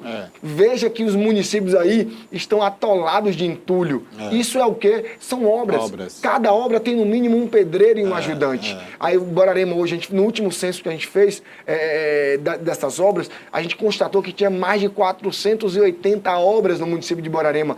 Obras particulares. São mais de 500 empregos diretos. São mais de 900, porque nenhum pedreiro trabalha sozinho. Tem um ajudante. Então tem um ajudante. Às vezes, quando a obra é maior, são mais de um pedreiro, tem mais de um ajudante. Então, assim, a gente vê que os prefeitos e prefeitas estão de parabéns, porque os municípios realmente têm feito um diferencial. Recentemente, nós tivemos aqui a premiação de 2 grandes prefeitos regionais aí, Maurício de Santa Cruz da Vitória, Antônio Dionísio de Itacaré, ganharam prêmios do Sebrae. Olha como a gente fica feliz. Prefeitos da nossa região recebendo prêmios do Sebrae por inovação, por respeito ao meio ambiente. Então, assim, poxa, realmente a nossa região tem dado uma guinada aí de excelentes gestores aí nessa nova leva, nessa nova safra. Inclusive também você falou aí, realmente o emprego está mudando, né? Então hoje o intelectual é que funciona mais. Então a prefeitura, no meu ponto de vista, deve investir bastante na educação e na formação dessa mão de obra, porque não adianta nada, a tecnologia está aí à disposição, né? Hoje já chega a todos os municípios a internet boa, não é isso? Isso, fibra ótica. Fibra ótica, e as pessoas não estarem preparadas para usar essa tecnologia, né? Perfeito. E outra coisa, a gente pode fomentar aí através de cursos, palestras, seminários. Agora mesmo no Dia da Mulher, Borarema, nós fizemos uma palestra de uma servidora do Sebrae que foi lá para palestrar sobre o empreendedorismo feminino nos seus vários aspectos. Né? Então a gente tem que estar fomentando isso, pegar aí o jovem, o que é que o jovem gosta? Rede social. Agora mesmo vai ter um grande evento em Camaquã, né, com grandes personalidades do mundo virtual aí. Como eu não estou muito... Eu tô com a lista aqui, tá com a lista pessoal aí, né? bacana então, aí. assim, design de Neymar, palestrante do mundo financeiro virtual aí, entendeu? A gente, inclusive, está mandando um representante de Borarema para esse evento, servidores públicos. Eu estou tentando ver se a gente consegue organizar em Borarema e fomentar nos municípios da MUC eventos como esse, né, que potencializam. Eu penso, Barbosa e Caroline, em tentar montar um estúdio em Borarema que fique à disposição dos munícipes, porque às vezes eles têm a ideia, Digital mas Day, não... Digital Day, né? Às vezes os jovens têm a ideia, mas não tem estrutura, não tem uma câmera boa, não tem uma internet boa, não tem um computador bom. Então a gente pensa também em estar ofertando já no primeiro semestre de 2023 essa oportunidade de estúdio para os nossos jovens de E dar um Borarema. curso para os jovens também, porque hoje com isso aqui na mão é uma ferramenta, ele pode filmar, pode editar aqui, pode veicular aqui, Com né? certeza. Então isso aqui é um veículo, e se você preparar ele, né? Aqui em Itabuna mesmo a FIC vai fazer aí sobre esse curso ainda esse ano para os chamados makers, né? Isso. É a pessoa que faz tudo aqui com o celular. Então Exatamente. isso é muito bom e gera oportunidades, né? E gera renda. A gente vê muito isso com lojas, né? É. Tem gente que só tem loja virtual. Virtual, é. Então, Não, empresas, consegue grandes movimentar. empresas, né? Perfeito. É, a maior distribuidora do mundo, né? A maior vendedora do mundo é a Amazon. E não tem uma loja Não física, tem salvo loja engano. física, não tem. Ela só Você tem tá o tendo uma centro de promoção aí hoje e logística, né? amanhã aí, parece que... Só está com o centro logístico para distribuir. Perfeito. Na China temos várias, né? Enormes aí. E o exemplo também do Brasil, o Mercado Livre, né? Que foi um exemplo. Aí veja você, tá perdendo, nós estamos perdendo o espaço de vendedores. Não, de pelo outro contrário. lado, a gente está criando, olha quanta gente está trabalhando com entrega de encomendas. Não, e outra coisa, viu, Vinícius? Aqui, por exemplo, eu vou fazer até um merchan gratuito aqui, uma loja de eletrodoméstico, né? Que é da Maria Luísa, né? Magazine Luiza. Magazine Luiza. Ela fez o quê? Ela oportunizou pessoas em casa a ser vendedores dela. Exatamente. Então a pessoa em casa pode vender produto para aquela loja, ganhar seu dinheiro. Então o mundo mudou e muita gente aqui não está acompanhando essa tecnologia. A gente só tinha correios, por exemplo, fazendo entregas. Hoje a gente não. vê grandes transportadoras e pequenas transportadoras que, inclusive, vão lá na cidade, pegam 3, 4 representantes dela e aí movimentam. Eu vejo lá as pessoas entregando de moto, entregando de carro, entregando até a mercadoria precisa chegar rápido. Então, assim, hoje tá fantástico. O mundo vai mudando e a gente vai se adaptando. E até para os comércios físicos também foi importante isso, porque assim, hoje eu aqui em Itabuna eu consigo ter acesso a uma loja que é de Salvador, consigo ter acesso a uma loja que é de São Paulo, que e lugares que eu nunca fui, que eu só saberia por causa da internet, que eu posso através de uma mensagem fazer ali o meu pedido e vir através de um correio para mim. Inclusive eu queria até aproveitar, Carol, me perdoe, né, só para mim não fugir o pensamento aqui, que eu ia fazer essa pergunta. Como é que está isso hoje na questão do ICMS dessas mercadorias, né? Porque hoje existe esse bypass, né? As empresas estão sediadas em São Paulo, Minas Gerais, Rio de Janeiro e exterior, e manda mercadoria direto, às vezes sem nota fiscal pelo correio, e as prefeituras não recebem nada. Né? Exatamente, porque na verdade esse controle de ICMS ele é todo feito pelo Estado. Né? Então a gente sabe dessa dificuldade, inclusive importante o que você falou, né? As lojas, principalmente as lojas municipais, perdem muito. Exato, e perde riqueza para o município. Às vezes paga um pouquinho de imposto ali porque está declarando, entretanto, tem um cunho social muito grande por trás disso. Tanto também não apenas do ICMS, né, nessa barreira de um estado para o outro, mas também pela questão do ISS, às vezes que é gerado. Lá em Borarema, por exemplo, nós temos 2 lojas de 2 empreendedoras, não vou falar o nome porque aí gera ciumeira, né, mas elas vendem não apenas em Borarema, mas vendem no Brasil todo. Brasil todo. E a gente vê lá, inclusive uma amiga nossa que vende para outros estados, Barbosa. Então, poxa, é muito bacana. Isso é bacana. Eu vejo aqui, outro dia eu fui na agência dos Correios, que eu acho que precisa privatizar os Correios também para melhorar essa situação também.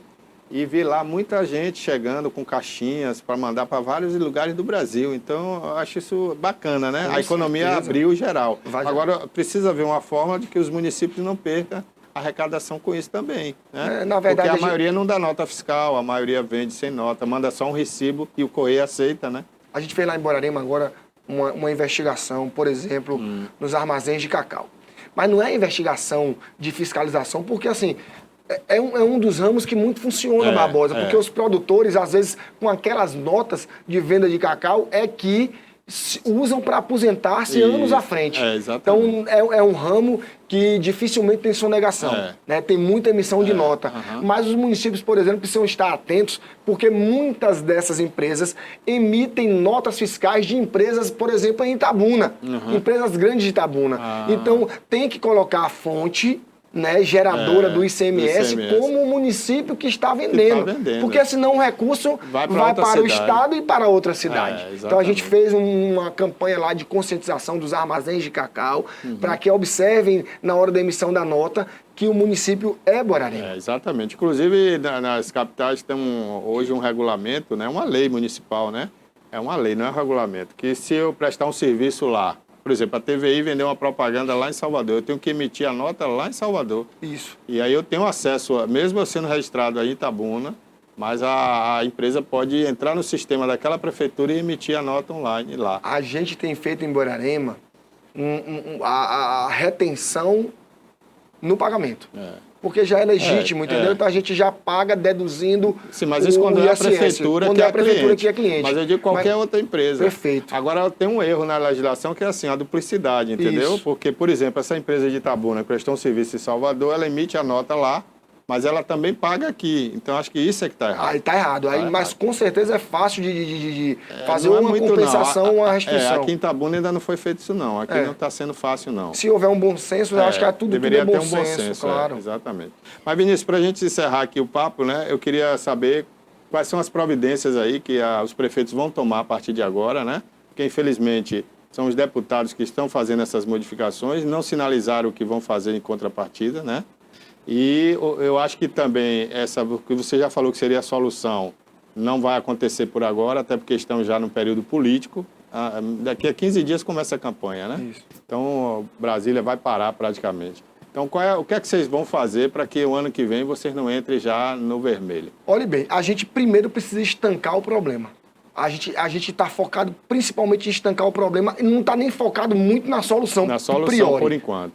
Então, assim, tivemos uma reunião na saída da Brasília também com o presidente Bolsonaro, o movimento teve uma reunião com ele, e ele disse que a PEC 122, que é aquela que limita a aprovação de novas leis que oneram o município sem dizer qual é o recurso, disse que tirando duas matérias da PEC é fácil de passar. E essas duas matérias não atrapalham a votação da PEC, entendeu? Então, assim, primeiro vamos estancar o problema. Certo. E aí, posteriormente, a gente vai verificar a questão da mudança do Pacto Federativo de uma vez por todas, ainda que ela seja progressiva, né? Não há problema nenhum em ser progressivo, como tivemos agora a aprovação de mais 1% de setembro, que é o pior mês de arrecadação para os municípios. Então, por exemplo, o 1% ele vai começar 0,25 esse ano, o ano que vem 0,50, no próximo ano 0,75, até chegar a 1%. Então, a gente está aberto, flexível, a que essas mudanças sejam feitas gradativas, porque já é uma coisa no horizonte, já é uma visão no horizonte, entendeu? Então, assim, a gente vai focar agora, Barbosa, em estancar o problema para que os municípios não sofram mais com a aprovação de novas matérias, né? E a partir daí, sem sombra de dúvidas, a gente vai com todo o gás, com toda a força, lutar pela aprovação de mais matérias que deixem esse pacto federativo mais justo, mais igualitário, para que a gente, enquanto gestão municipal, possa atender o anseio da nossa população. Porque quando falta um exame, a culpa é do prefeito. Quando falta um recurso para calçar para pavimentar uma rua, tudo é culpa do prefeito. Então, a gente precisa ter essa responsabilidade. Infelizmente é a realidade, porque o prefeito é eleito para isso, né? As pessoas colocam em vocês a esperança. Ó, o Vinícius vai entrar, vai melhorar minha rua, meu bairro, né? O pessoal não quer saber se Borborema tem lá 3 ressonâncias públicas, ressonância magnética por ano. Eles querem o que a gente faz, que a gente promove mais de 400, 500 ressonâncias todo ano. Mas se a gente fosse trabalhar com o pacto... O direito que vocês têm são 3? 3 anos, salvo engano. Não, 3... 3 anos. 3 antes por da ano. Policlínica. Rapaz, só que a absurdo, Policlínica... Né? Hoje você faz parte do consórcio da Policlínica. Fazemos. Então a gente pega lá quase 20 mil reais todo mês de recurso próprio. A gente não pode nem tirar isso da pactuação que não é atendida. Um exemplo. Borborema tem lá, vamos falar um valor fictício para que seja entendido pela população. Digamos que a gente tem direito lá a 1 milhão de procedimentos por ano. Nem sempre esses 1 milhão é cumprido. Quase nunca é cumprido. A gente não pode tirar esse dinheiro que não é cumprido e jogar na Policlínica, não. A gente paga todo todo mês de fonte zero, recursos próprios, sem vinculação nenhuma, na Policlínica, que todos os serviços que estão na Policlínica, Barbosa e Caroline, são de obrigação constitucional exclusiva do governo do Estado, porque ele é de média ou alta complexidade. Né? A nós cabe a atenção vocês pagam primária. esses 20 mil e eu soube outro dia que não estava tendo médico para dar o laudo da ressonância, A né? questão toda é que a gente tem brigado muito com a administração da Policlínica, que embora o município participe efetivamente, né, os municípios bancam a Policlínica em 60%. Fica 40% para o Estado, que era a obrigação toda dele, mas a gente banca 60%. Eles transferiram para vocês. Só que a administração da Policlínica, ela sofre uma influência direta do Estado. Não tem autonomia. Vocês terem uma ideia, e a gente depois em outra oportunidade pode motivar isso, hoje a Policlínica de Itabuna já deve ter mais de 9 milhões em caixa. Não faz sentido. Isso era para ser revertido. Só que a administração é fechada. Você está entendendo? O Estado precisa mudar as regras. O que uma policlínica às vezes tem problema de gestão, no problema de gestão não é nosso. Quem gera a policlínica hoje em Itabuna são pessoas responsáveis. Então precisava ter uma autonomia maior, né? Mudar os regramentos. Por exemplo, hoje a Policlínica Itabuna só aceita seletista. Quem é funcionário direto da CLT, com as obrigações trabalhistas. Era interessante mudar para PJ, porque às vezes você consegue uma gama de médicos maior. Então você tem o dinheiro, mas não tem o que comprar. Entendeu? Então, às vezes também, esses dias o problema do equipamento da ressonância magnética, salvo engano, é porque ainda estava na garantia. E para não perder a garantia, a gente estava esperando a empresa... Que não estava funcionando, né? A empresa que detém a autorização, autorizada, né? Então aí a gente entende também para não perder a garantia de um equipamento tão caro. Mas infelizmente aí tem que aí. ficar aguardando, Exato. né? Agora, Vinícius, mas você falou num tema interessante. Eu não sabia, né, que é tão pouca coisa para o município, né? Quer dizer que vocês teriam direito normalmente... Não, eu estava falando do Pacto Federal, do Pacto em Saúde Estadual. Estadual, então. Entendeu? A pactuação. Antes da pactuação, lógico, depois da Policlínica, a gente... Mas mesmo assim, a gente está tendo muito mais direito a muito mais exames e procedimentos, mas a gente está pagando por isso. Então, se nós fôssemos rodar só com a pactuação de saúde entre município e Estado, Ave Maria, nada. Agora, com essa nova policlínica que vai ter aqui em Ilhéus, né? Vai diminuir, vai aumentar esse pagamento de vocês, porque vai diminuir os municípios, né? Vai dividir, né? É isso que é essa a logística que a gente está ainda discutindo aí em sede de consórcio, né? Porque vai diminuir a quantidade de municípios de Itabuna e vai ser direcionado para Ilhéus. Jacaré, Ilhéus, vai tudo para Ilhéus, né? Vai tudo para Ilhéus. Aí vai ficar o polo Ilhéus e o polo Itabuna. Só que o polo daqui vai ficar maior, né? Porque acredito que sim, até pela proximidade com Itabuna, com os outros municípios. Com os outros municípios, eu acho que a gente vai ficar com a maior parte. Mas isso você não vira ainda se vai aumentar esses 20 mil que vocês já dão, porque vai diminuir o número de cotistas, no caso. Aí eu acho que, como tem muito recurso em caixa ainda, eu acho que isso possa ser compensado. Agora esse dinheiro fica na conta da Policlínica ou não vai para o Estado? Não vai para o Estado, não. Fica na conta do consórcio. Bem, né? Não tem porquê para eles, né? A gente já banca uma coisa que não é, né? Isso aí. Ô Vinícius, se realmente essa emenda, nessa proposta de emenda da PEC, ela for realmente ali assinada e decretada, o que pode afetar no município? Assim, as pessoas, vai ocorrer provavelmente, né, uma queda aí da questão do emprego, eu acredito. E você acredita também que vai ter que enxugar mais ainda assim, a folha, né, nos municípios? Então, se não passar essa PEC, eu acredito que é da alíquota do INSS que você está falando, Sim. né? Então, a partir de novembro, vai ter as deduções a partir de dezembro, janeiro. Certamente. Vai ser um caos total. Muitos prefeitos vão tentar enxugar a sua folha. Automaticamente, enxugando a folha, você tem uma diminuição no serviço público ofertado. Você foi categórico, muito pertinente seu posicionamento. Agora, sim, de outro lado, por exemplo, o serviço de saúde, ele é todo alimentado, o sistema ele é todo SENES, ele é todo alimentado com os profissionais da rede. Como é que você vai enxugar o serviço de saúde? Não tem como. Entendeu? Como é que você vai enxugar a educação? Como é que você vai enxugar a educação? Então, assim, eu acredito que os serviços de infraestrutura é o que mais serão sentidos pela população. Você vai ter aí muito menos saneamento básico, muito menos pavimentação, muito menos reforma, muito menos construção nos municípios, que é algo que é discricionário, né? Mas é triste. A gente lamenta muito, Mas, Vinícius, aqui é a tribuna do sul da Bahia, né? A gente está aberto sempre que você tiver um assunto para a gente discutir aqui, né? Com os demais prefeitos da região. Pode usar a casa aqui, viu? Fique à vontade, como a MURC, como Guararema, que é nossa parceira também. Muito obrigado, Barbosa. Obrigado, Kelly. Obrigado, TVI, pela oportunidade de estar aqui nesse programa maravilhoso. Sempre que venho, me sinto em casa. E hoje, ainda mais por tratar de pautas municipalistas, porque é como se fosse, no bom sentido, uma cachaça. Falar de municipalismo, falar do fortalecimento dos municípios, para mim, porque é uma bandeira que eu defendo sobremaneira. É muito gostoso. Falar dos prefeitos e prefeitas que compõem a MURC é maravilhoso, porque todos eles estão fazendo um trabalho magnífico em suas cidades. Falar hoje da equipe da MURC, né? Os colaboradores da MURC que têm feito um trabalho realmente de muita entrega, de muito comprometimento, de muita responsabilidade. Para mim também é muito bom. Hoje, realmente, estar prefeito de Guararema, estar presidente da MURC, para mim tem sido motivo de muita honra e orgulho que eu vou levar assim no meu currículo para toda a minha vida. E a TVI, a minha eterna gratidão pelo espaço, pela oportunidade de estar promovendo transparência, tanto das ações da MURC quanto das ações de Guararema, porque além de ser lei, é imprescindível para o bom caminhar da gestão pública. Quero abraçar também a jornalista, né, que está aqui, Maria, né? Maria Clara. Maria Clara. Um abraço, Maria Clara. Obrigado aí. Bom, Vinícius, muito obrigado, né? E até a próxima aí. E obrigado por você ter vindo aqui. Eu que agradeço. Obrigada, Obrigado. Vinícius. Quero ler.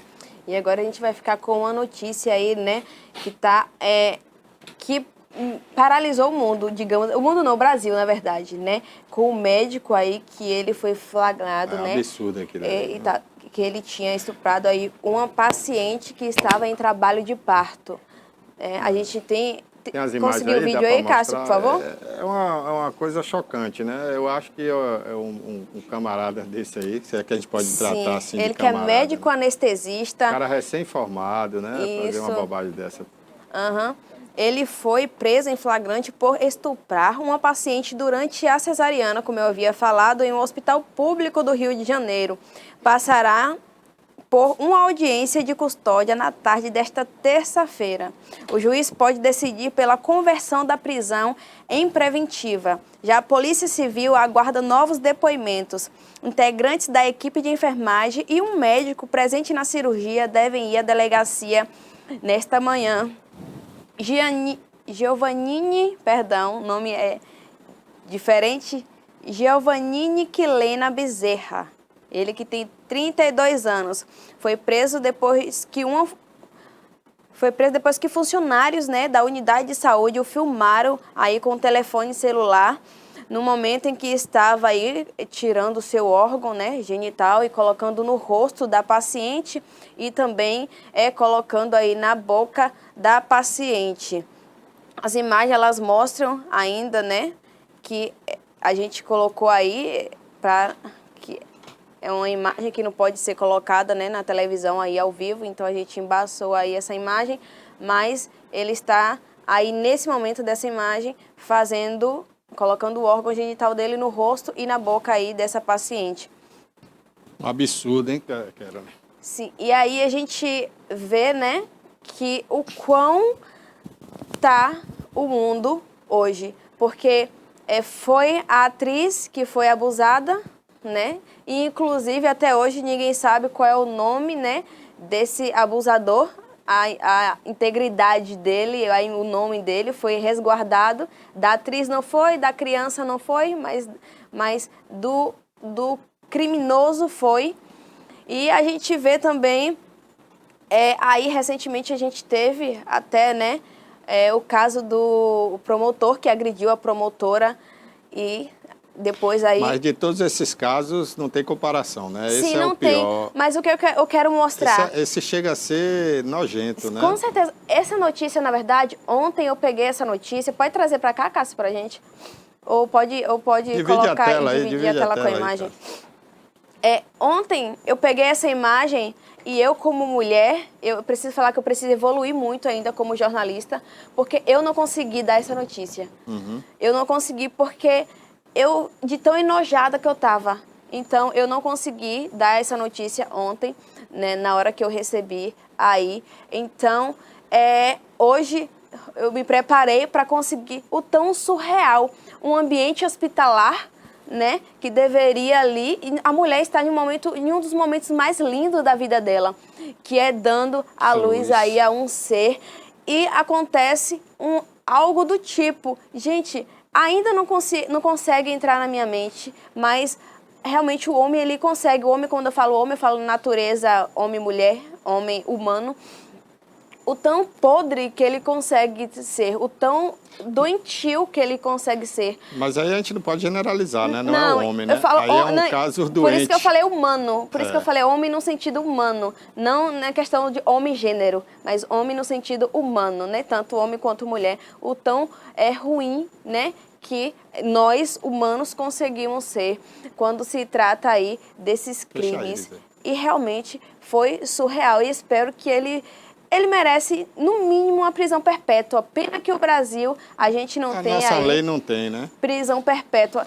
Eu não sou muito a favor da pena de morte, porque eu acredito que ninguém deve tirar a vida de ninguém, apesar das pessoas aí estar andando armadas e tirando a vida um do outro, assim, por causa de política, né? Mas, no mínimo, uma prisão perpétua, a gente deveria, sim, ser aí reavaliada aí essas leis brasileiras. Inclusive, falando sobre leis, a gente não precisa de leis bonitinhas com o nome de pessoas famosas. A gente precisa de que as leis que já existem sejam reanalisadas, sejam fechadas essas rumas de brechas que tem, esse tanto de brechas que tem nessas leis, para que as pessoas elas sejam realmente penalizadas. Porque é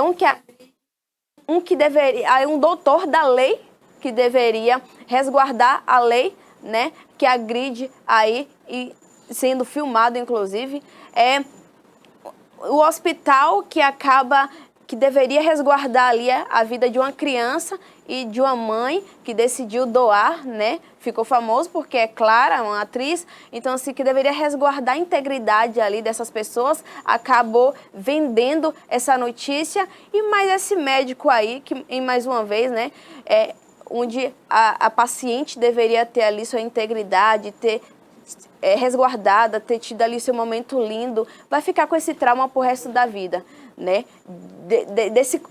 Eu não consigo nem achar palavras para conseguir falar direito ainda sobre esse caso, do tão sujo, do tão surreal que ele é. Olha, gente, tem uma denúncia aqui no Jornal à Tarde, né, que saiu agora há pouco. O Ministério Público investiga desvio público milionário com empresa de fachada na Bahia. O cumprimento faz parte da Operação Primus, deflagrada aí pelo GAECO, do Ministério Público do Piauí. Então tá aí, ó, através do Ministério Público do Piauí se chegou a uma prefeitura aqui da Bahia com a empresa de fachada. Tá aí a foto, né, dos agentes chegando hoje pela manhã, né, lá nessa prefeitura. Tá aí, portanto, é mais uma denúncia que sai aqui no Jornal à Tarde de hoje. Você que quer aí pode acompanhar, né, as principais notícias aqui do Jornal à Tarde através do nosso portal na internet, né, tviplay.com.br, ou através do nosso aplicativo, que você pode baixar aí na sua loja de aplicativos. Há 3 meses do primeiro turno, o PT da Bahia busca diálogos para garantir eleições sem violência. Recentes episódios têm mobilizado o partido a dialogar com outros partidos de esquerda e outros grupos políticos, né? Está aí, portanto, essa matéria do Jornal à Tarde para você acompanhar. Vou tirar aqui essa cardzinho para não atrapalhar a gente aqui. Opa, não quer sair não? Saiu errado aqui.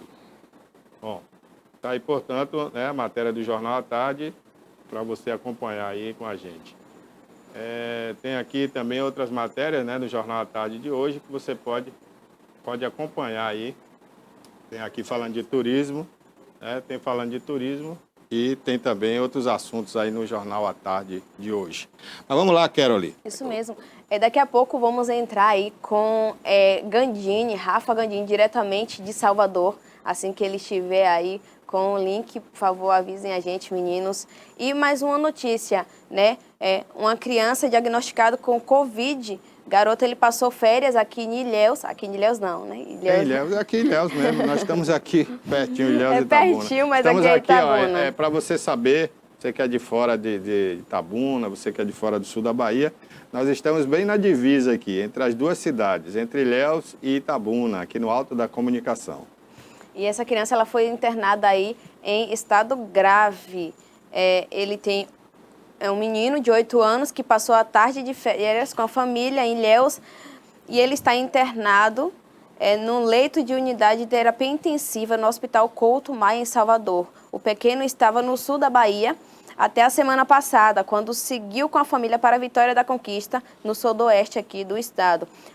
A mãe do menino, Eunice Gomes, explicou que a família mora no Tocantins e foi passar uns dias em Ilhéus. Depois seguiu para a Vitória da Conquista e lá a criança começou a apresentar sintomas gripais mais fortes, passou mal e precisou ser internado às pressas.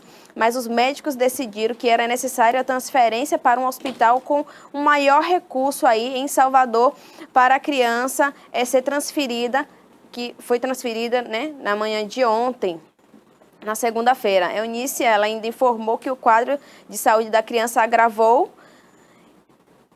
e a família aí que está em Vitória da Conquista, abre aspas, na hora que ele subiu a serra, teve a mudança de temperatura, porque lá, no caso Ilhéus, estava chovendo, mas estava quente. Com a altitude, a fadiga dele aumentou um pouco, fecha aspas, relatou a mãe. A gente espera, né, que essa criança de 8 anos, ela tenha aí o quadro dela, né, melhore e que consiga voltar logo aí para casa. É isso aí. Olha, a gente tem que ter cuidado, né, claro, com essas epidemias, essas viroses, né? Tem muita gente já em UTI, questões respiratórias, e as UTIs da Bahia, né, que não são tantas, mas estão quase mais de 60% de ocupação, né? Muito alto o número de ocupação nas UTIs. Então é bom, cuidado, né? Todo cuidado é bom. Talvez ainda o uso da máscara, né, em locais com muitas aglomerações. Eu acho que essa alta, né? Tivemos essa alta aí depois dos festejos aí de São Pedro, junino e São Pedro, né? Já entrevistamos aqui a secretária de Saúde e foi constatado isso. Inclusive, ela dizia que naquela oportunidade, que foi a semana passada, o pessoal que estava procurando a saúde era resquício ainda do São João, que o resultado do São Pedro iria aparecer ainda nos próximos dias, né? Com certeza. Está começando a aparecer agora, mas semana que vem a gente deduz aí, né? Eles deduzem que realmente aí vai conseguir ter realmente a noção das consequências daí dos festejos do Itapedro.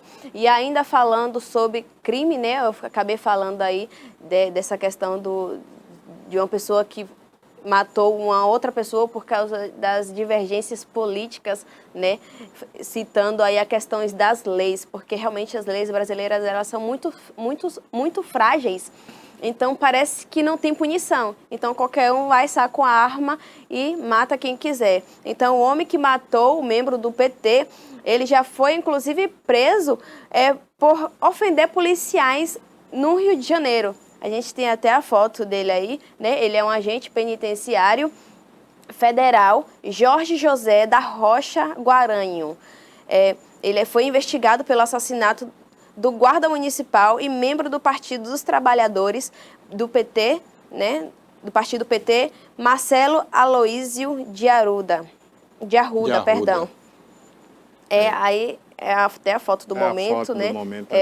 O Arruda, ele tá ali no chão. Né? Isso é uma loucura. A mulher ainda tenta aí arrancar. Tá comemorando o aniversário dele num local privado, um espaço privado, e o cara invade a casa dele para tirar. Isso é uma loucura. Eu acho que o fato que o pessoal quer aí, a grande mídia, né, tá querendo associar isso a Bolsonaro, porque o cara falou que é bolsonarista, não tem nada a ver. E maluco existe em todo lugar, existe no PT, existe no PSDB, existe em todo partido, né? E se a gente for analisar isso, os dois estavam armados, né? Então os dois poderiam ter morrido. Mas não estou falando nem em termos de arma. O uso da arma, eles podiam, um é guarda municipal, tem porte de arma, né? O outro é policial, não sei, tem a ver também com o porte de arma. Mas o problema não é o porte de arma, é você invadir a casa de outra pessoa. O cara está lá dentro da casa dele, ele pode ser PT, ele pode ser o que ele quiser, gente. A gente vive num país democrático, um país de democracia. Então, isso é um caso à parte, eu acho que é um caso fora da curva, a gente não vai ter muito isso no Brasil. Já tivemos, infelizmente, Tivemos uma morte também de um bolsonarista na eleição, no dia da eleição, né, em Salvador, que matou um petista. Esse é um caso de loucura, né? A gente tem que discutir civilizadamente. Você tem direito de ser o PT, você tem direito de ser Bolsonaro, você tem direito de ser Alckmin, quem você quiser. Ciro Gomes, né? Tebet. Infelizmente, a gente está percebendo, um país né? democrático. Parece que o brasileiro realmente não está preparado para ter democracia. E não de todos, todas- né? Mas uma minoria não tem preparo psíquico para discutir política civilizadamente, né? Sim, de todas as eleições, a gente tem percebido que essa é a mais fervorosa. Essa o pessoal está tanto extrema-direita quanto É extrema-esquerda. porque, na verdade, nós nunca tivemos extremos, né? Tivemos o PT como extremo, mas do outro lado a gente não tinha uma oposição ao PT. O PSDB nunca foi extrema, né? O PSDB era um partido moderado, sempre foi ali ligado ao socialismo, ao comunismo também, disfarçadamente. Agora não, agora com o Bolsonaro se criou a outra extrema. Então, nós temos duas extremas no Brasil, uma à esquerda e uma à direita. O pessoal da esquerda já não é violento, né? É um pessoal mais passivo, embora agride também com palavras, né? Às vezes fala assim, você vai votar naquele cara, você não é inteligente, você não é isso, não é aquilo. Mas o pessoal da direita veio mais extremo, veio mais violento, né? Então, não todos, a gente não vai generalizar aqui, porque não são todos, é uma minoria. Minoria, mas né? que Mas acaba... que realmente a gente vê o reflexo disso, inclusive famílias brigando, amigos perdendo amigos por causa de política. Gente, isso é terrível. Olha, daqui a alguns anos você vai ver aí o Bolsonaro abraçado com Lula e Com vice-versa. certeza que política é isso, né? E eu vi até um comentário de alguém falando assim, mas você não sabe a justificativa, o que foi que levou esse homem aí na casa desse outro e atirar nele. Gente, Não importa, não tem justificativa. Olha, você está em sua casa, é seu território sagrado. Lá você pode fazer o que você quiser. Ninguém tem direito de ir lá lhe xingar, lhe agredir, lhe matar. Não importa. Dentro de sua casa é seu território sagrado. Você pode estar coberto de errado, você pode estar errado, você pode fazer o que você quiser. Na sua casa é sua casa, tá certo? E muito menos por uma questão ideológica, gente. Não existe isso em lugar nenhum. Em lugar nenhum. São Quer dizer, notícias até existe, né? surreais, Mas uma em atrás da países. outra que a gente vai... Isso existe, viu, Carol? Mas em países que você tem um ditador, que é ele mesmo que manda matar, que manda executar, isso aí existe. Agora, mas numa num país democracia, democrático, isso numa federação, não cabe. isso. Aliás, isso não cabe em lugar nenhum. Mas num país democrático ainda mais, né? É uma coisa lamentável. São dois fatos que aconteceram essa semana, gente, que eu prefiro até não comentar muito, né? Que é o caso aí que a gente mostrou desse médico pateta, esse idiota, né? Que idiota é uma doença, né? Esse cara é o idiota. E esse outro aí que foi lá na casa do cara que está comemorando o seu aniversário para matar o cara. Isso é um imbecil, idiota. Acho que qualquer adjetivo que a gente falar aqui é pouco para o cara Inclusive, desse. na relação do médico, né? Não vai demorar a chegarem aí falando que também foi um surto, né? Então, se ele é um surtado, então ele tem que ser retirado da sociedade. Se não sabe respeitar a regra, não sabe respeitar a integridade da outra surto, pessoa, isso é então ele tem que idiotice ser mesmo, né? retirado da Safadeza. sociedade, ser guardado lá. Não. O nosso dinheiro já é mal gastado mesmo, então faz uma mansão lá para todos esses Que mansão? surtados. Esse cara tem que ir pra... Não, a mansão que eu falo é um presídio, Tem realmente. que ser uma cela de segurança máxima. Então, pro cara. justamente, E outra faça coisa, aí a mansão. Essas leis do Brasil, você estava falando aqui há pouco, Carol, os nossos deputados e senadores que ganham tão bem, né? Tem deputado aí que ganha quase 100 mil reais por mês, ou mais, porque é tanta verba que eles têm, auxílio isso, auxílio aquilo. Vocês deviam mudar essas leis e fazer... Mas como mudar, né? Porque tem deputado que é bandido, aí é que está o problema. Eles não vão mudar essas leis. Porque tinha que mudar, gente. O cara não pode pra ter favorecer saidinha. ele sempre, Um né? cara desse daqui a pouco, ó, vai sair no dia dos namorados, vai sair no dia do Natal, no dia da mãe, no dia de não sei E o quê. daqui a um tempo tá com foto no Instagram, com a família feliz e Eu já perfeita. soube que aumentou o número de seguidores dele. Tem psicopata para todo jeito, né? Não me admira realmente isso ser verdade. Rafael Gandini vai Isso, entrar hoje, vamos, gente? inclusive isso que eu ia falar, eu ia chamar ele aqui agora. Bom dia, Rafa Gandini. Bom dia, Rafa. Meu bom dia foi um pouco assim, porque esse assunto me deixa... Não é só você, não. Bom dia, Barbosa, bom dia, Caroline. É difícil, principalmente ser mulher nesse país, é muito complicado. Principalmente numa situação como essa, né, que a gente vem acompanhando desde ontem, um caso atípico, né, não o estupro. O fator estupro não é um caso atípico no país, mas dentro de uma maternidade. Talvez seja Profissional, atípico né? para o nosso dia a dia. E Oi? feito por um profissional, Rafa, que de saúde, que é de uma função extremamente delicada e importante, que é a anestesia.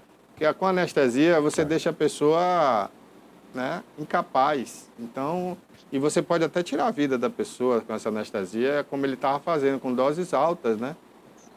E quantas Com mulheres já não certeza. passaram por isso também, né? Porque essa foi filmada e quantas outras aí não passaram por esse constrangimento. E a gente vem falando, batendo na tecla sobre a vulnerabilidade da mulher nesses locais, principalmente como a gente viu lá João de Deus, né? Que também foi preso por conta disso. O outro médico que tem um nome tão difícil, que é tão complicado de falar, Abdamaci, sei lá como é que é o nome daquele homem. Eu nem lembro esse nome desses loucos. É que ele é Esses nomes árabe. desses malucos. Olha só, hoje eu vim trazer esse tema de estupro, mas fazendo uma analogia rápida a um assunto que teve aqui em Salvador e foi complicado para muita gente. Cassinho, só tira esse retorno para mim do estúdio, por favor, porque fica... Pronto, valeu. Olha só, não deu um mês que a gente está falando sobre as placas que foram colocadas nos banheiros aqui de um shopping em Lauro de Freitas. E isso gerou muito questionamento, principalmente dos parlamentares. Até o próprio filho de Bolsonaro fez um Twitter falando sobre essas placas que estavam no banheiro e que era algo que não poderia estar acontecendo. Pessoas que se identificam com outro tipo de gênero, ele não poderia estar no banheiro. E foi na Semana do Orgulho LGBTQIA+, que o shopping aqui de Lauro de Freitas colocou umas placas. E essas placas diziam: fique à vontade, entre no banheiro daquilo que você acredita que você pertence àquele gênero. E muita gente falou que, nossa, isso não pode acontecer. Se isso acontecer, vai dar margem ao estupro. Olha, eu vim aqui hoje, nessa terça-feira, falar uma coisa com vocês. A nossa sociedade, ela está fadada a colocar no peito, nos braços, no colo da famosa minoria aquilo onde a hipocrisia ela habita. Não tem nada a ver com você ser transexual, não tem nada a ver com que você ser gay, não tem nada a ver com você ser lésbica. Isso não tem nada a ver com o crime de estupro. O crime de estupro não tem nada a ver com o seu gênero. Isso é outro assunto. E aí muitas pessoas falaram que naquele banheiro aquelas pessoas poderiam ser transvestis de outro gênero para poder abusar das criancinhas.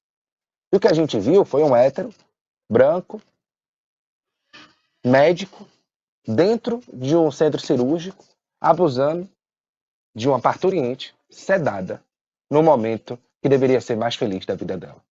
Aí a gente começa a entender que a gente precisa tirar um pouco a hipocrisia do lado e entender que a nossa sociedade ela é mais falha do que aponta. A psicologia já diz, minha gente, quando nós temos ciúmes, que apontamos o dedo para o nosso parceiro ou parceira que está ali com a gente e fala assim: olha, você pode me trair, você pode... Esse ciúme exacerbado, o que acontece? A psicologia fala o seguinte: é você que é aquela pessoa. É você que é aquele ser humano. É você que pode cometer tudo isso. E o dito popular mais fácil, que diz se um dedo está apontado para o outro, 3 está voltado para a gente, e a gente acaba esquecendo isso. Então a nossa sociedade ela tem que parar de colocar esse peso nas costas das minorias que não são mais. E entender que o maior índice de estupro está dentro de casa, com os homens teoricamente brancos, com os homens teoricamente héteros e com os homens teoricamente pais de famílias da tradicional brasileira. Isso que deixa a gente pensativo. Depois do que eu vi ontem, de um debate que levou a nível nacional por conta de uma placa no banheiro, e ontem a gente vê um homem estuprando uma mulher, uma parturiente, no momento tão delicado, faz com que a gente pense muito sobre nossa hipocrisia brasileira. Agora falta 1 minuto só para encerrar o programa, e eu volto amanhã com muito mais coisas. Esse assunto estava embolado na minha garganta, que eu fiquei muito triste quando eu vi muitas pessoas falando sobre essa placa no banheiro, algo tão simples, e aí quando a gente vê, a gente é pego de surpresa por aqueles que basicamente não aceitam, né, o diferente. Aí que está a dificuldade. Um abraço, Barbosa. Amanhã eu volto com o tempo, com mais notícias e muitas coisas interessantes aqui na TV News. Um abraço, Caroline. E um beijo a todas as mulheres desse país, porque não deve ser fácil ser mulher num país tão machista como o Brasil. Um abraço. Um abraço, Rafa Gandini. Obrigado pela participação mais uma vez aí direto de Salvador. Até amanhã, se Deus quiser. Bom, gente, estamos encerrando, né, Caroline? Isso o tempo mesmo. estourou. Agora vamos ficar com Alerta Cidade. Hoje é o Carlos Barbosa que vai apresentar, né? Tá aqui Isso já mesmo. o... Como é que chama? O Magrão, o Espigão, o Rato de Gabo. Como é? Gato de Rabo. Ontem nós estivemos aqui com o irmão dele, Eli Barbosa. Fizemos uma homenagem justa aqui para o Eli, né?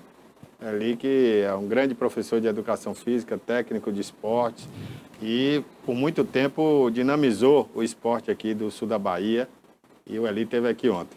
Então, gente, um abraço a todos. Vocês vão ficar agora na companhia do Carlos Barbosa apresentando hoje o Alerta Cidade, tá certo? Amanhã nós voltaremos às 10 horas com mais um programa TV News. Até lá, boa tarde. Boa tarde.